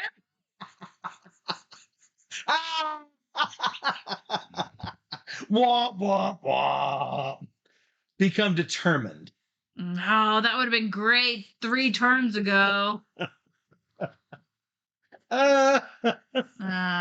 For determined, whenever you gain 1 or more ranks of renown, gain 1 additional rank in that renown. In that area of renown. Oh my goodness. That probably just got you the game then. That might have gotten it for me. Enduring hardship would have been the I was wondering. location number choice. Yeah. Not all of them have it, but that one did. Okay, so it was how much plus? And I don't know if it was also divinity, unfortunately, because I've already closed it. But yeah. I had. You might have also got divinity on that. I didn't read it. Yeah, I don't know. I had +4 in both. I'm like, it's a coin flip. Yeah, I'm like, let's go to diplomacy and maybe I'll help her. And the noblest knights of Britain are honored according to their standing among their peers. Every knight scores destiny equal to their highest rank of renown. That's 6 for me. In addition, every knight scores destiny equal to their highest skill rank or the number of skills at rank 2 or higher. That's 7 for me. You get a 6. What's the problem? I'm calling it out to you literally as we go. What is that? That's 10. So I get 6 again? Yes. Okay. Did you get your first 6? Yeah. Did you get your second 6? Yeah. Okay. If the game concluded before age 3, final scoring is now complete. Otherwise, continue reading. Count up the total ranks of renown. We have 8 divinity, 7 romance, 3 villainy. Then read the epilogue paragraph.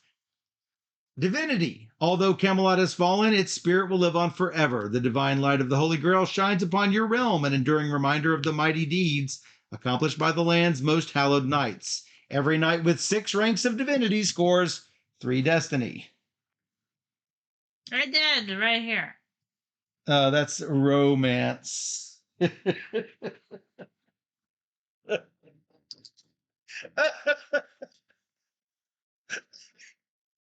So, now we count up and there's nothing left but the crying. I think we tied. What'd you do? 61. 62. That should have been my game. I need to go back and do endurance at 10. Let's see what happens. We'll go back and look in a little bit. Because there's still the raging storm. I think we can figure it out. All right. While Steph is mad at herself, I gotta say, the best monarch.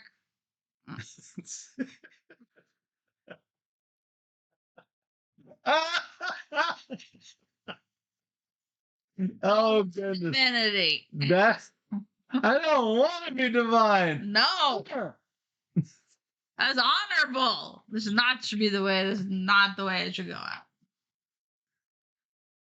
So we'll give Steph a Best Mood Award. Meanwhile, be sure to check out Tales of the Arthurian Knights. I mean, if you love Tales of the Arabian Nights, it's a no-brainer. You have to get this game. It is fantastic. And it's been in development, from what I understand, for like 10 at years. least 10 years. But it shows. They did a great job. It shows. They did a great job. Dan says, I have to get this game. Yes, you have to get this game. And Dan never says that. Dan never says that. Dan's standard response is, yeah, it's fine. It's fine. No, Dan says, Dan, the person of Dan's Law, right? Yeah. Which is a game has to be fun in order to try it a second time. Dan says, I must get this game. Matt says they really put a lot into it. Jelvia says this is going on my Christmas list for sure. Yeah. Absolutely. Absolutely. Yes. This is a very different game than we just had. We played 2 games of this today. Yes. This is our second game. It's very different each time. Like 5 accompanying you. Everybody was. I had 3 people accompanying me. Somebody that wanted to be a knight, somebody, a band of brigands, and a monk. This game, we didn't get many statuses. No, we didn't. So it was a very different game. And it's different enough from Arabian Nights so that they're 2 totally different games, I think. People who love Arabian Nights will feel right at home in this. But people who haven't played it won't feel lost by not having played Arabian Nights. Right.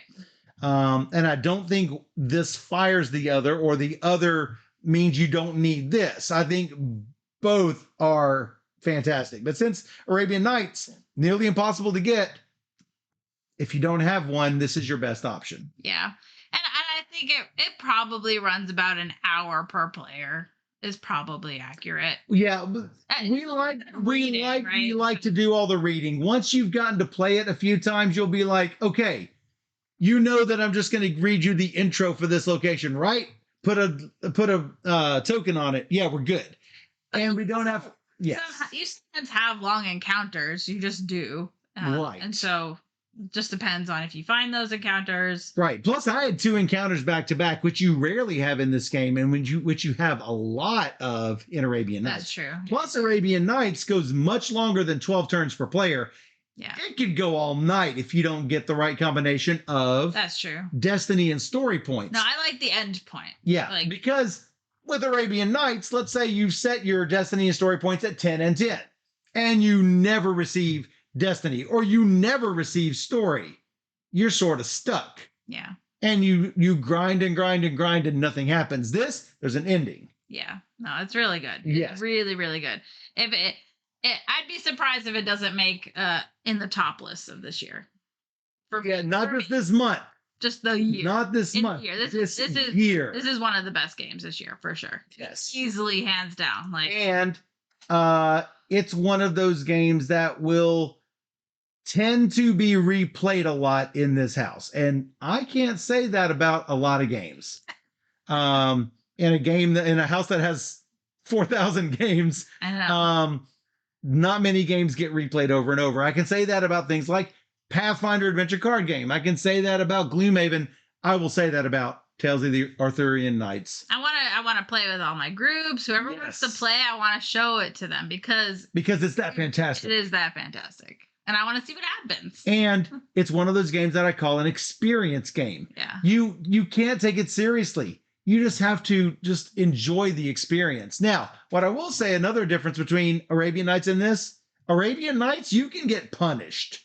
You can really get hammered. Jail for like 4 turns doing nothing. You can with my broken arm.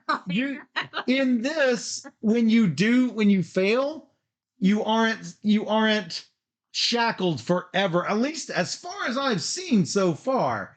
Yeah. There's not a real punishing aspect to this. No, even if you fail, you just don't gain a lot.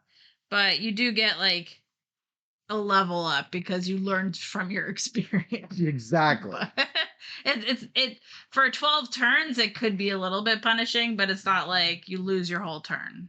Right. So, It's like you lose the one thing that might set you just barely farther back. yeah. But you might end up with the thing that gives you eight of the destiny points instead of what I got 3 one turn or 2 one turn. And a fantastic game. Can't say enough good about it. That is Yeah. Tales of the Arthurian Knights from Play it. WizKids. Yes. Be sure to pick it up when it is available in your area.